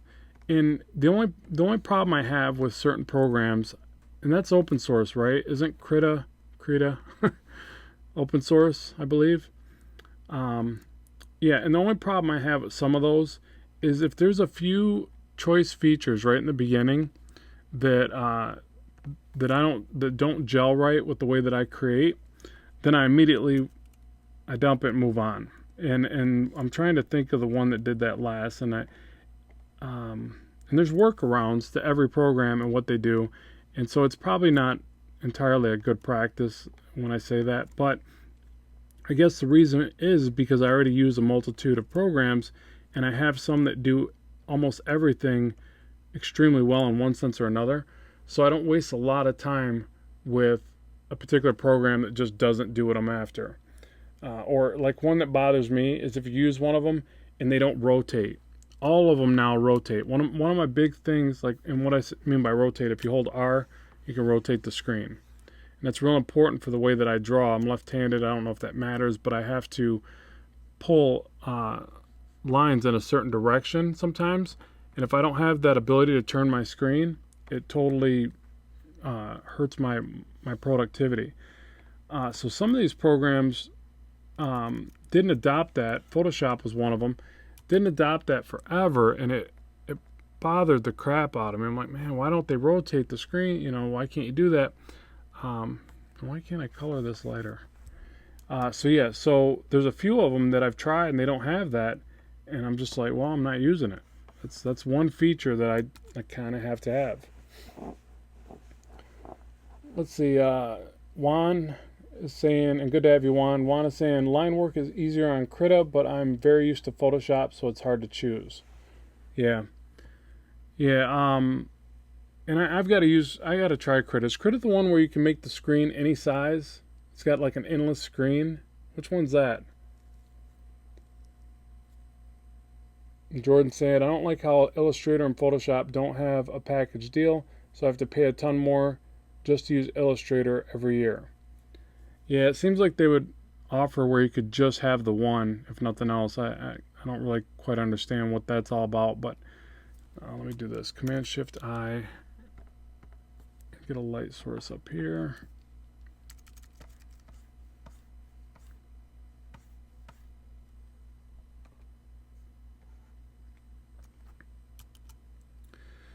All right, and then what else? I guess I could do. Yeah, maybe I should just switch over to the sketch. So I'm drawing a blank on what I want to add here. But yeah, so what I was gonna say about the coloring, if I start to draw a blank and I start to get locked up over what I'm gonna do next, start thumbing through some comics, studying reference that way, look at some photos, whatever. So just keep that in mind that if you get hung up on something, that's the best way I think to break it, with something you're not entirely comfortable with. And in my case, colors would kind of be my weaker suit. One thing I'll show you guys, because I know we talked about it, I can't remember if we mentioned it entirely, but I'll do the screen mode over top of the webs, and I'll see this. I can't remember where I just watched this, or seen it on one of the books, but somebody was coloring the webs, and they did the real light kind of light bluish gray screen mode over top. So let me see if that looks all right here. which I thought was kind of neat. It almost makes the webs look like they're a bit more powerful or something, like there's an energy to them or something. Does that set the screen? Nope. That would be the problem. Screen mode. There we go. And I'll just block this in at first. I don't know if this will look right, but I'll adjust it.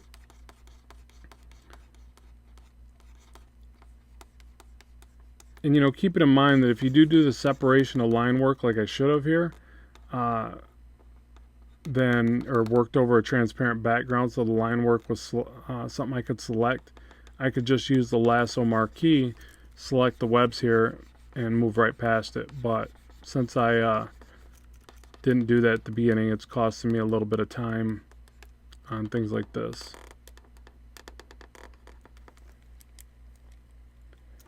Okay, we got another question here. Let me see. We got a few actually. I'm starting to play with using Dragon Speech program in Manga Studio and Sketchbook Pro to do rotation, other functions just by voice. Oh wow. Yeah, I was not aware of that. That sounds cool. I haven't tried Lazy Nuzami on Photoshop. I don't know what that is. Maybe that would make line work easier on Photoshop. And then the question is, and I'm sorry, some of these names, they come in as like a highlight color and I can't see them as well. It looks like Remandramade.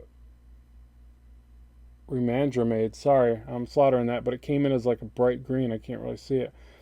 Can I ask a complete noob question? Assuming you weren't adding color, what kind of lines would you use to show a round form like a perfect cylinder wrapping around in different directions?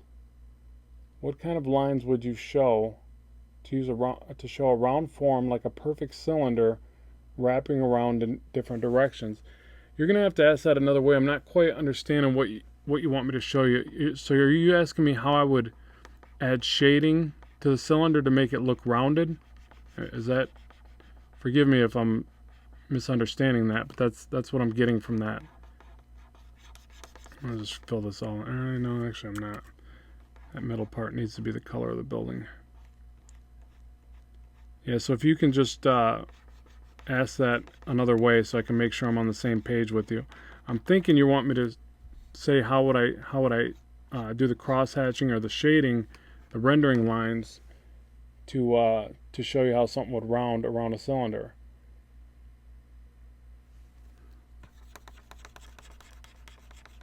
Or if anybody else understands a bit better what they're saying, let me know. Contour lines, I think, is what he means. So how would I draw contour lines around a cylinder?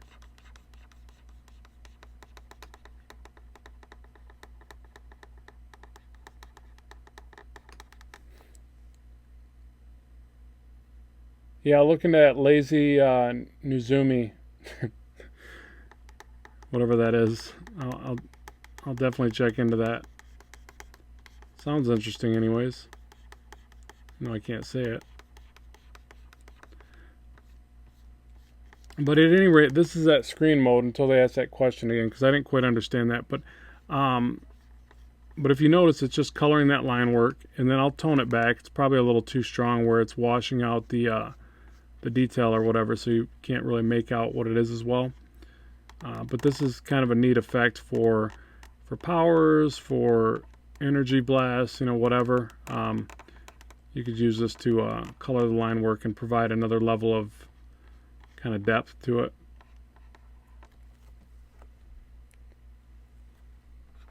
Alright, spacebar to move the screen. Yeah, and these shortcut commands, this is what I was talking about that work a lot in various programs. Definitely between Manga Studio and Photoshop. Like things like the spacebar to move the screen, that actually works in the same way in both, or all Manga Studio, Sketchbook, and Photoshop. So that's kind of what I wish they would do, because, you know, for somebody like me that likes to bounce back and forth from them, it sucks when you go from one to another and you gotta remember your shortcut commands.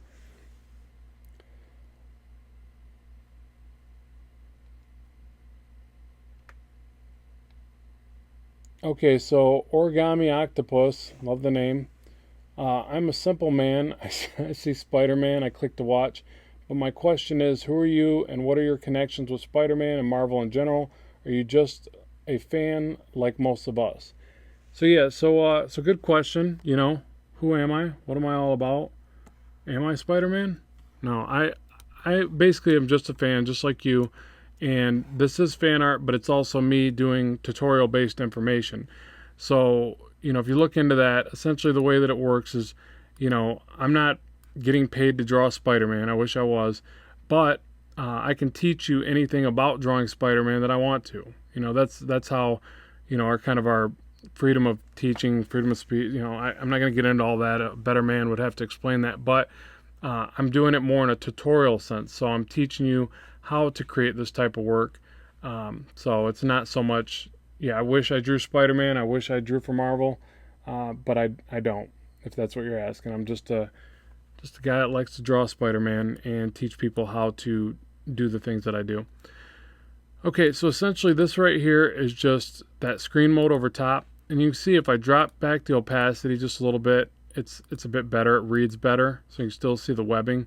And the other thing you can kind of combine this with, again, every time you take the time to draw something like that, it also gets you a selection mode, which is nice. Yeah, thanks, Origami. I appreciate that. And I appreciate you stopping by and watching, so it's very cool. And then the question again. Oh, I'm sorry. Is it easier to draw? It's easy to draw a cylinder, but what if that cylinder was like a snake and was very curvy? I don't know what kind of lines to use so that I can show it curving around. I'm a complete noob. Sorry. Yeah, don't be sorry. Questions is how you learn. So kudos for asking the harder question. So all right, essentially to do that, I'm gonna have to go into Sketchbook. So we'll leave this alone for a minute. And here's the best advice I can give anybody right now. File, save. Save and save often. Sorry, but that is the truth. You got to remember to save, folks. I forget all the time. Okay, so let me illustrate what I think they were asking. And let me get my Surfer fan art off of there. Okay, so if you were to draw a cylinder, so you got, I'll do the easy version first. So you got a cylinder. There's a cylinder, right? And you're saying, okay, if you were to curve that same cylinder, how would you do that? And Sketchcat's got a good example. If you were using the right program, you could use Warp, like Photoshop's got Warp, Manga Studio does. So you could literally illustrate most of it like this. So the way that I look at it is like this. If I was to shade this cylinder, I would figure out where my light source is. And I always think of it in percentages now. So this to me is like 25% shadow or 30%. It's about a third of the distance or whatever. And I do that even when I'm doing a character now. I start to think of it that way. Do I want this character to be 40% in shadow, 30% in shadow? Because it helps me just remember kind of a marker. And then what I would do is I would round it. This is just one particular way. Just keep in mind there's no right and wrong way to do this stuff, or especially when it comes to shading and cross hatching. There's just so many different style variations that you could pick. So this is how I would shade somewhat a cylinder. I would also picture how the stronger light source would be at the top, and based on if it's a specular material, I would do more, this kind of stuff, or I picture it glaring like whatever, and then I'd picture some shadow in here, and maybe you get a little bit of light on the inner edge like this. So all this stuff is just stuff you got to practice with and study, and I got this back part is way oddly shaped. And then I would probably do some cross hatching like this, whatever. So that's how I would perceive a really flat, cylinder, or not, cylinders aren't flat, but you know what I mean. So how would you curve that around is what you're saying, I think. So so what I would say is that you first get your base shapes in place. That's always the thing. You got to have a good foundation to apply anything to. So you got to get your snake shape or whatever you're picturing. Now this is just kind of a boring shot, and then a more dimensional shot would be like if the snake was coming at us or something and did like this kind of thing, and where you start to lose visual of other side of it or whatever. So there's lots of ways to even perceive the way that that shape would, we'll do the tail, whatever. So once you've got that down, forgive me, this is pretty rough, but this is how I start. Every one of my drawings starts as a very rough, crude thing. And then you have to figure out, where's your light source. So you draw like light source or whatever. And then you have to get in there and go, okay, how would the light react to this? And you got to picture, it's probably, the shadow's probably not going to be as boring as this, right? It could be, but it would make it look really flat in that case. So what I tend to do is try to say, okay, the shadow's probably going to dip down, get a little thinner. Then maybe it comes up here and gets a bit thicker. And that just depends on how you're perceiving the shapes, but it generally will make it look more interesting than if it's just flat. Like for instance on this one, I guess it would make more sense because it's going to start off thinner, and then with the perspective change, it's going to get larger, just like this shape goes up higher and gets larger. And then you'll fill that in.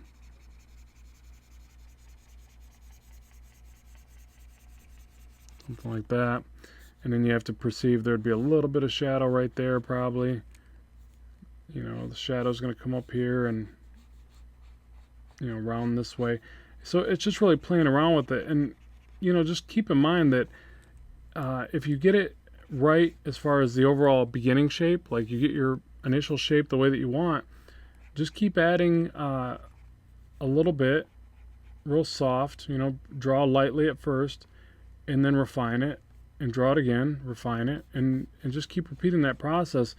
And then do it over again, and then do it over again, do it over again. It's maddening, but that's how you get better at it. And then you start to see things that you didn't see at first. Like for me with this, I'm not particularly experienced in drawing snakes, I guess. So I'm like struggling with this, but that's where I would just pull reference, kind of study that, and then restylize it into my own way of drawing. But the main thing that I would say is that the cross hatching and the shading would curve with the overall shape. So I'd bend those around just to kind of reinforce that kind of 3D thing that we're trying to build. That's also why you can do so much with adding a quick drop shadow like that, because it just immediately gives you this feeling of space and dimensionality, if that's really a word. And then just keep keep practicing, keep doing this until it looks right. Is that kind of explaining what you're asking? Because I'm a little lost. If that's hopefully that's in the right direction. And Young Ty says, he already says already so helpful. Good, glad to know it, because I was kind of getting a little lost there. And then, hey Rob, have you ever tried cell shading? Yeah, I'm not the greatest at cell shading. I do love the look when it's done well, but it's something I need to practice more. But yeah, I really like it when it's done well in an art form and comics and things like that. Yeah, so even the shadow this way, I would start pointing the lines back the other way, just to again try to reinforce that curvature, and just have them taper off and fade off behind it. And then the other thing that you can do, and you can add a layer to do this, is you could start getting those little diamond markings or whatever that snakes got. And this is definitely something where I would have to pull reference, because I don't know from memory how these go, but I know they do something like this. And then you can again, you would get this in the rounded shapes. You would draw it rounded, so that what I'm picturing, and that's really poorly done, is I'm picturing this right here. And this is something else I'll do when I'm trying to really figure out a shape. I'll draw these little guides on my drawing. So maybe it starts to turn this way and then turns back and away from camera. And this to me helps tremendously to visualize when I go to start shading something. So that's something else I'd recommend practicing to get a better idea. Okay, and Sweet Lorena's here. Good to have you. Hi Robert, on my lunch break now. I'm going to try to get through your Improve Your Figure Drawing lesson that is available on Gumroad this week. Yeah, that's awesome. I hope you enjoy that and get a lot from it. I really enjoyed making that course, and it's been doing pretty well, amazingly enough. So I appreciate you getting a copy of that and supporting. That's awesome. And just let me know if you got any questions on that. That's the other thing I do. When you guys take any of my lessons, courses, whatever, just know that part of that is if you got a question, you can comment here on a live stream. You can comment on my YouTube. I'm going to give you some feedback or some technical support or whatever, to help you out. I'm not just going to say, oh, thanks for buying it, see you later. It's kind of a, relationship there. So if there's something you need, I'll help you out. Within reason, I can't do your homework for you. That's where I draw the line. Russ says, what is cell shading, please? Oh, thanks, Jordan. I appreciate that. Saying it. Rob's so cool. He just went on a 10-minute explanation. It's really just because Rob can't answer things quickly enough, so it seems like I'm doing more than I am. What's cell shading, please? So cell shading is like if you have an object like this, and I prefer to just use the circle tool and cheat because it's here. It does amazing circles. Why not? And then if you were to shade it, I typically shade like this is cross hatching right there. And then I typically shade like, I'll put a layer over top, a bunch of lines, and I try to, or I might shadow it with, an airbrush or whatever, right? So you got airbrushing or an airbrush shadow, and then you've got cell shading, which is going to be more like, let me find, I can't remember which one gives me that nice effect. Let me try this one. Let's do red first. So you might base coat. Oh, why is it so light? The heck? Hold on. There we go. My opacity was down. My son probably did that. He loves Sketchbook Pro. This is his favorite to draw on.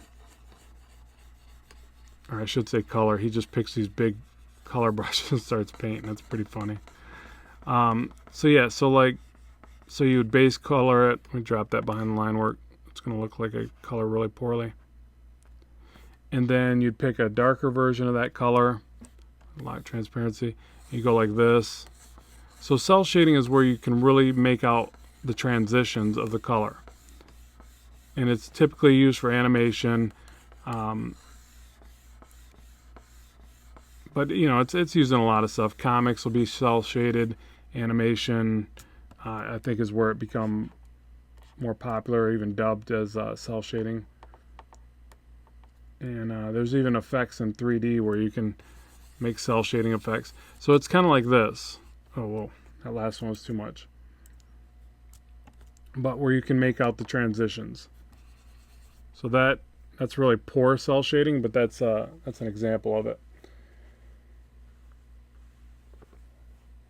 All right, and Sketchcat's trying to sell his granddaughter. That's not legal, but that's a good price. But yeah, it's not legal, so not cool. But it is a good price. Or you just said cheap, so I don't know. Okay, nobody try buying her, please. Please don't. All right, someone else I know just places a 50% darker layer over the image and uses the lasso tool to cut away the shadow. Yeah, that's cool. Yeah, there's tons of ways to implement the effect, but yeah, that sounds pretty neat as well. I might have to try that one. Let's see. Gotcha. LOL, I used it, but I didn't know the name of it. Nice. Yeah, that happens. Okay, so there's cell shading. There's some sketch lines. Trying to explain some cross hatching. What other questions you guys got before I have to get back to reality and start doing some work, some real work?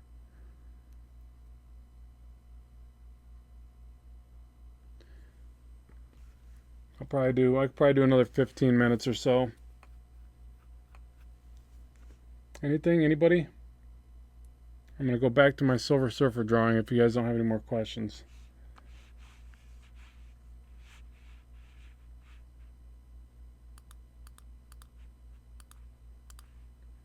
That's one thing I do like about these live streams, though. It's like they kind of deviate, but they get into some pretty cool topics. It's like I never really know what we're going to get into as we progress through the stream.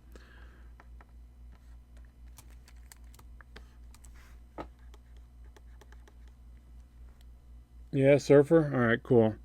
Yeah, so I'll just do this a little bit because the reason why I kind of thought to put this up as well is because I get to, for one, I get to show you a little bit about how I would do reflective surfaces.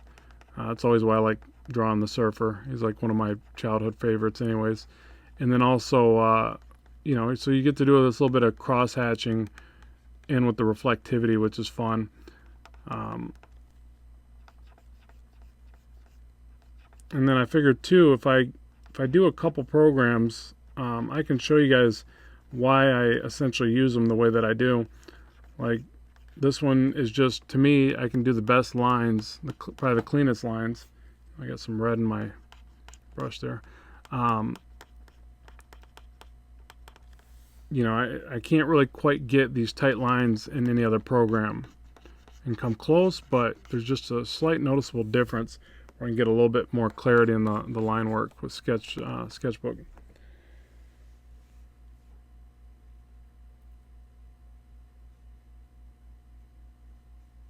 Okay, so we got a question here. If you wanted to accurately divide up windows on a building, like precisely, how would you do it? Okay, I can explain that one real quick. So if you got a building, we'll say this is the side of a building, and if you're like me in the beginning, you just always threw in a window wherever you thought a window would go. And you'd end up with these funky little gaps. But it's funny, our eyes can spot that really well.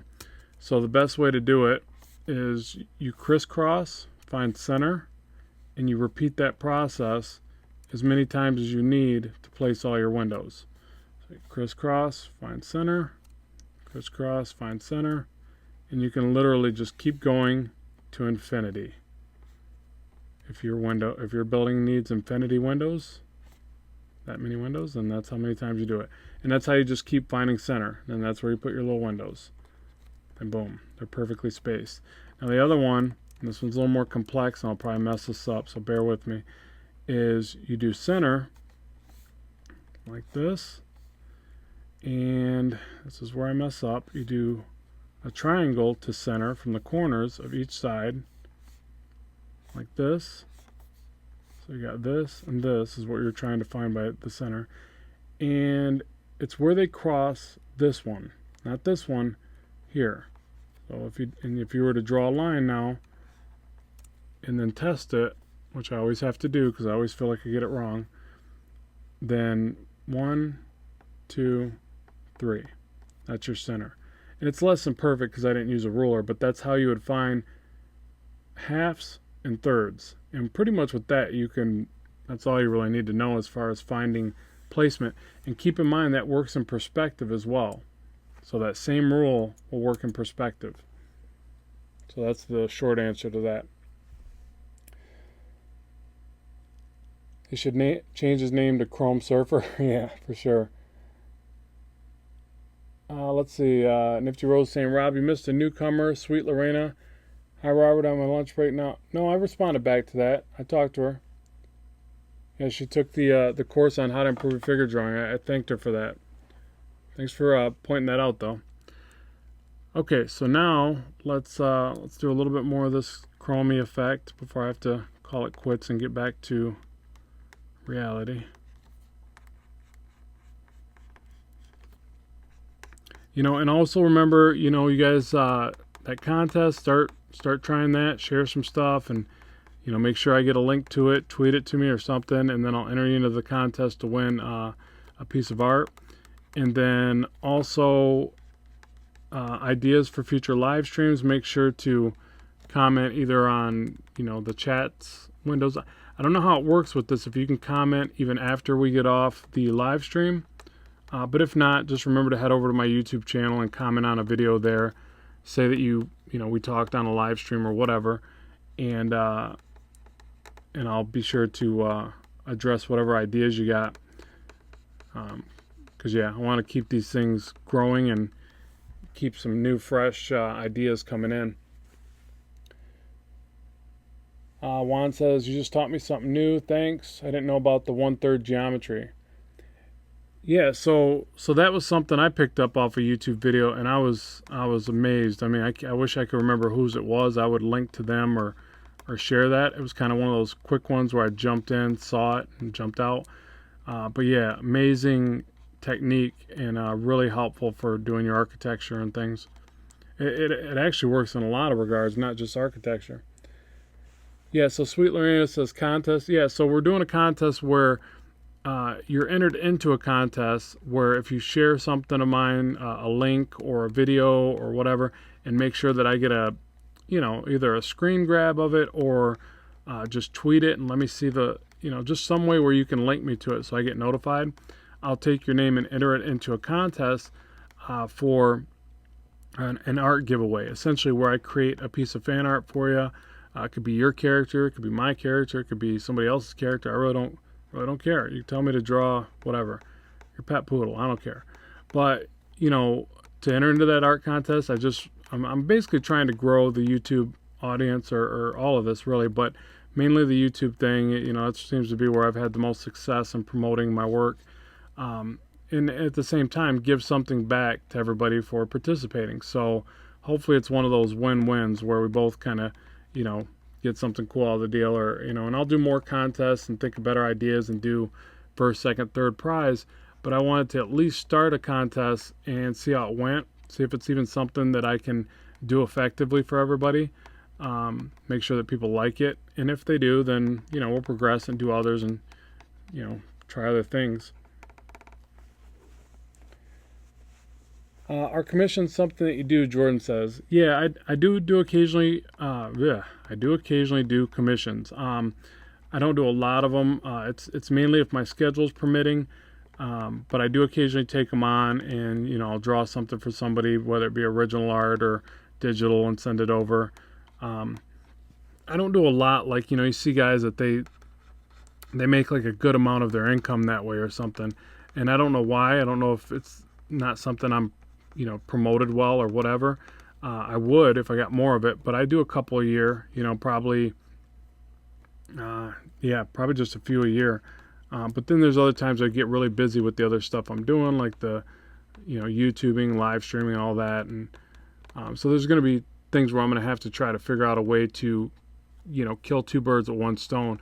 So even like I thought about, even with that art giveaway, I may make it where the winner, get the ruler off there, the winner will have the option, but I'll say, hey, do you mind if I record this process? And that'll become a YouTube video. Say, oh, here's so-and-so's art idea that they wanted me to do, and now here's a video of it. So again, killing two birds with one stone, just another way to kind of fit all this stuff into an already crazy schedule.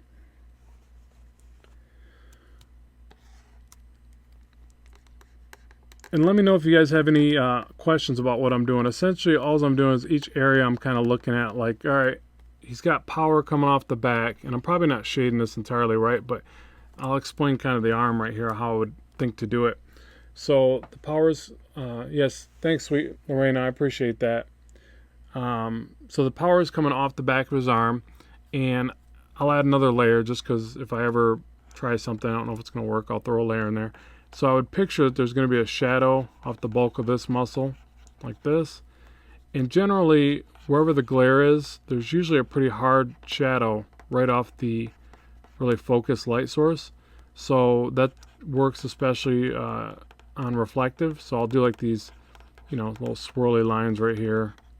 But I want to make sure that I show this huge glare. It's probably making the muscle look too big, the muscle group right there. So I'll erase it back a little bit. That's where I got to erase this one back.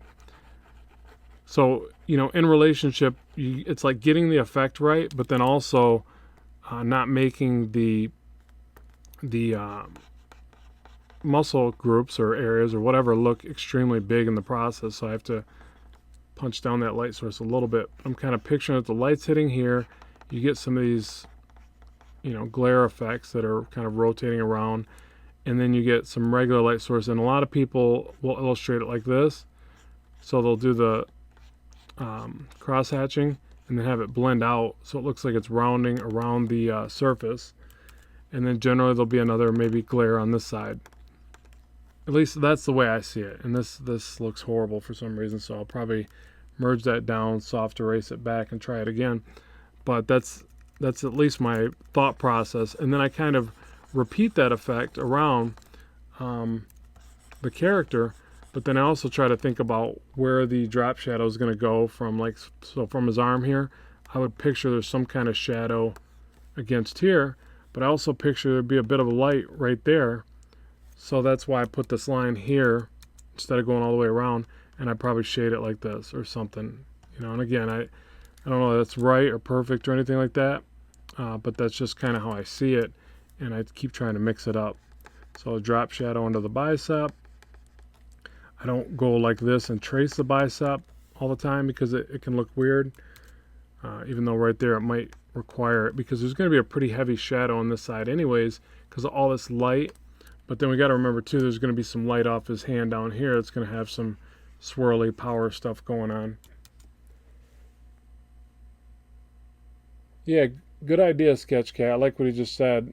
You could wrap the power blast around his arm a bit, and that's a really good point, because I do tend to do that where I draw this stuff and I'll get so caught up in kind of, oh, this will go here, this will go there, and I don't think about, yeah, the idea that, yeah, some of this power could be shooting around them, and now it basically adds another dimension to the work, makes it more 3D, you know, and so yeah, good point there. I do tend to overly flatten areas like that when I should think about, okay, what would this effect do? Maybe it would, you know, blast around him, you know, because he's kind of like this, you know, shielded character, so this energy would just kind of go around him. So yeah, definitely a good point there. And I'll probably do that with another layer. And draw that like this. And I think this is one of the reasons why this character can be tricky as well, is because it's so easy to get bogged down and go, man, where's all this shadow and light going to go? Because he's reflective, and there's all, like a shot like this, there's going to be this energy. There's going to be, you know, space and darkness all around him like this. So it gets pretty tricky on how to light this character.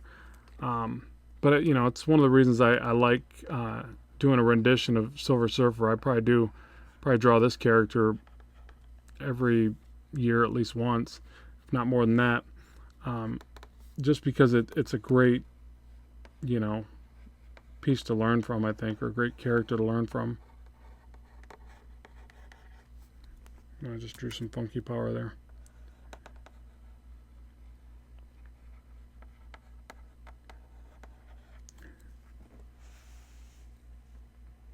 Let's see. Jordan says, Rob, what did you think of Batman versus Superman? If you've seen it yet, I thought it was pretty damn good, even though a lot of people don't like it. Yeah, I'll be honest, I thought it was good, and I didn't think it was amazing or anything, but I'm also not that critical when it comes to things like that. Like, I don't know, I just appreciate the fact that they're making these huge big box office smashes and throwing everything, including the kitchen sink, into them, and I'm just kind of in awe of that. I didn't knock it. Like, I was reading all the reviews and things, and I obviously didn't let it affect me. I still went out and seen it, but it just I don't know. It's weird that people are so bent up on thinking it has to be a certain way. You know, probably my only negative, if any negative, and I really don't even want to give it any negative because I thought it was pretty cool. I kind of didn't like. I love the actor, but I didn't like that. I can't remember his name. That kid as Lex Luthor kind of bugged me a little bit, even though he's an amazing actor and I typically like him in everything he does. Loved him in Zombieland, but I didn't think that he was. I loved Kevin Spacey as Lex Luthor. I thought he nailed it. I think they should have just brought him back, but I know that would have, been weird since it was a different Superman movie and all that. But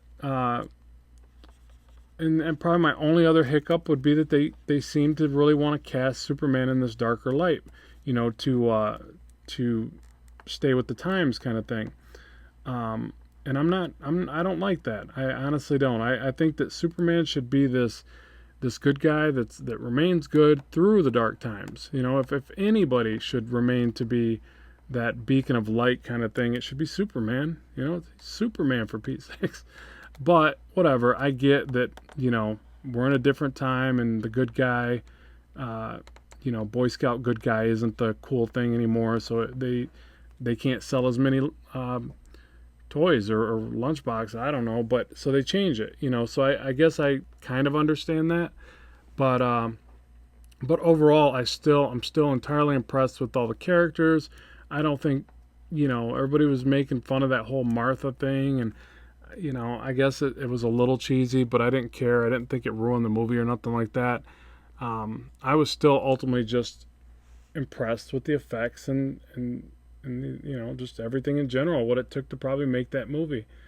I love the fight scene between him and Batman. I thought that was sweet. Oh, thanks. Sketch Chat says the energy's looking good. I appreciate that. I think it still looks a little clunky, but if you notice, I always sketch something in really poorly and then I refine it, every time because I never quite get it exactly the way I'd like. But I did like your idea of like just really having it, even rotating on itself is cool. Just thinking more dimensionally about it is always a good idea. So thanks for reminding me of that because I was doing that whole flat, boring thing.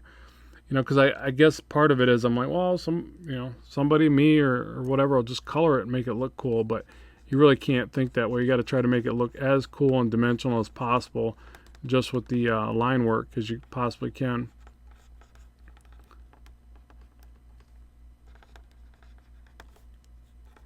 Yeah, I just saw. That's not poorly. Oh, thanks. um,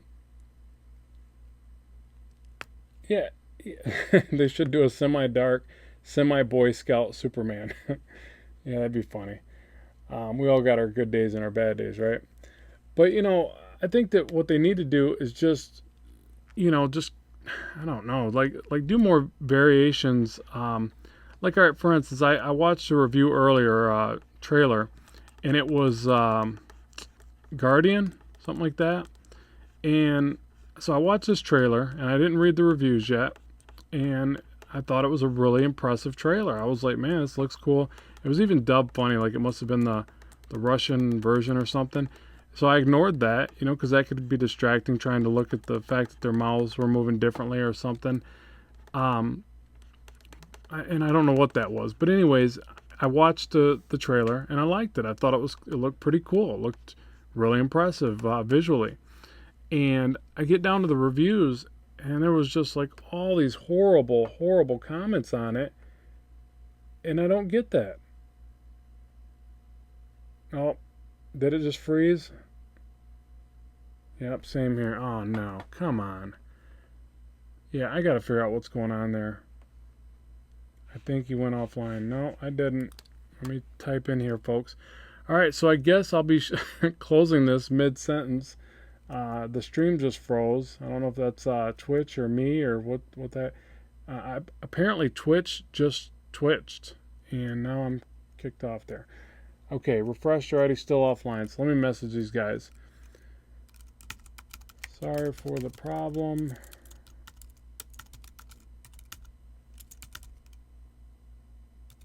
Not sure what is going on here.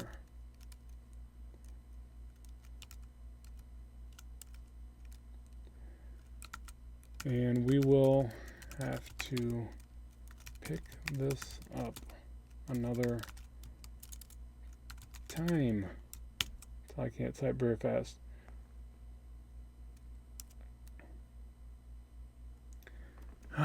Alright, so at any rate, I'm going to go ahead and stop the stream.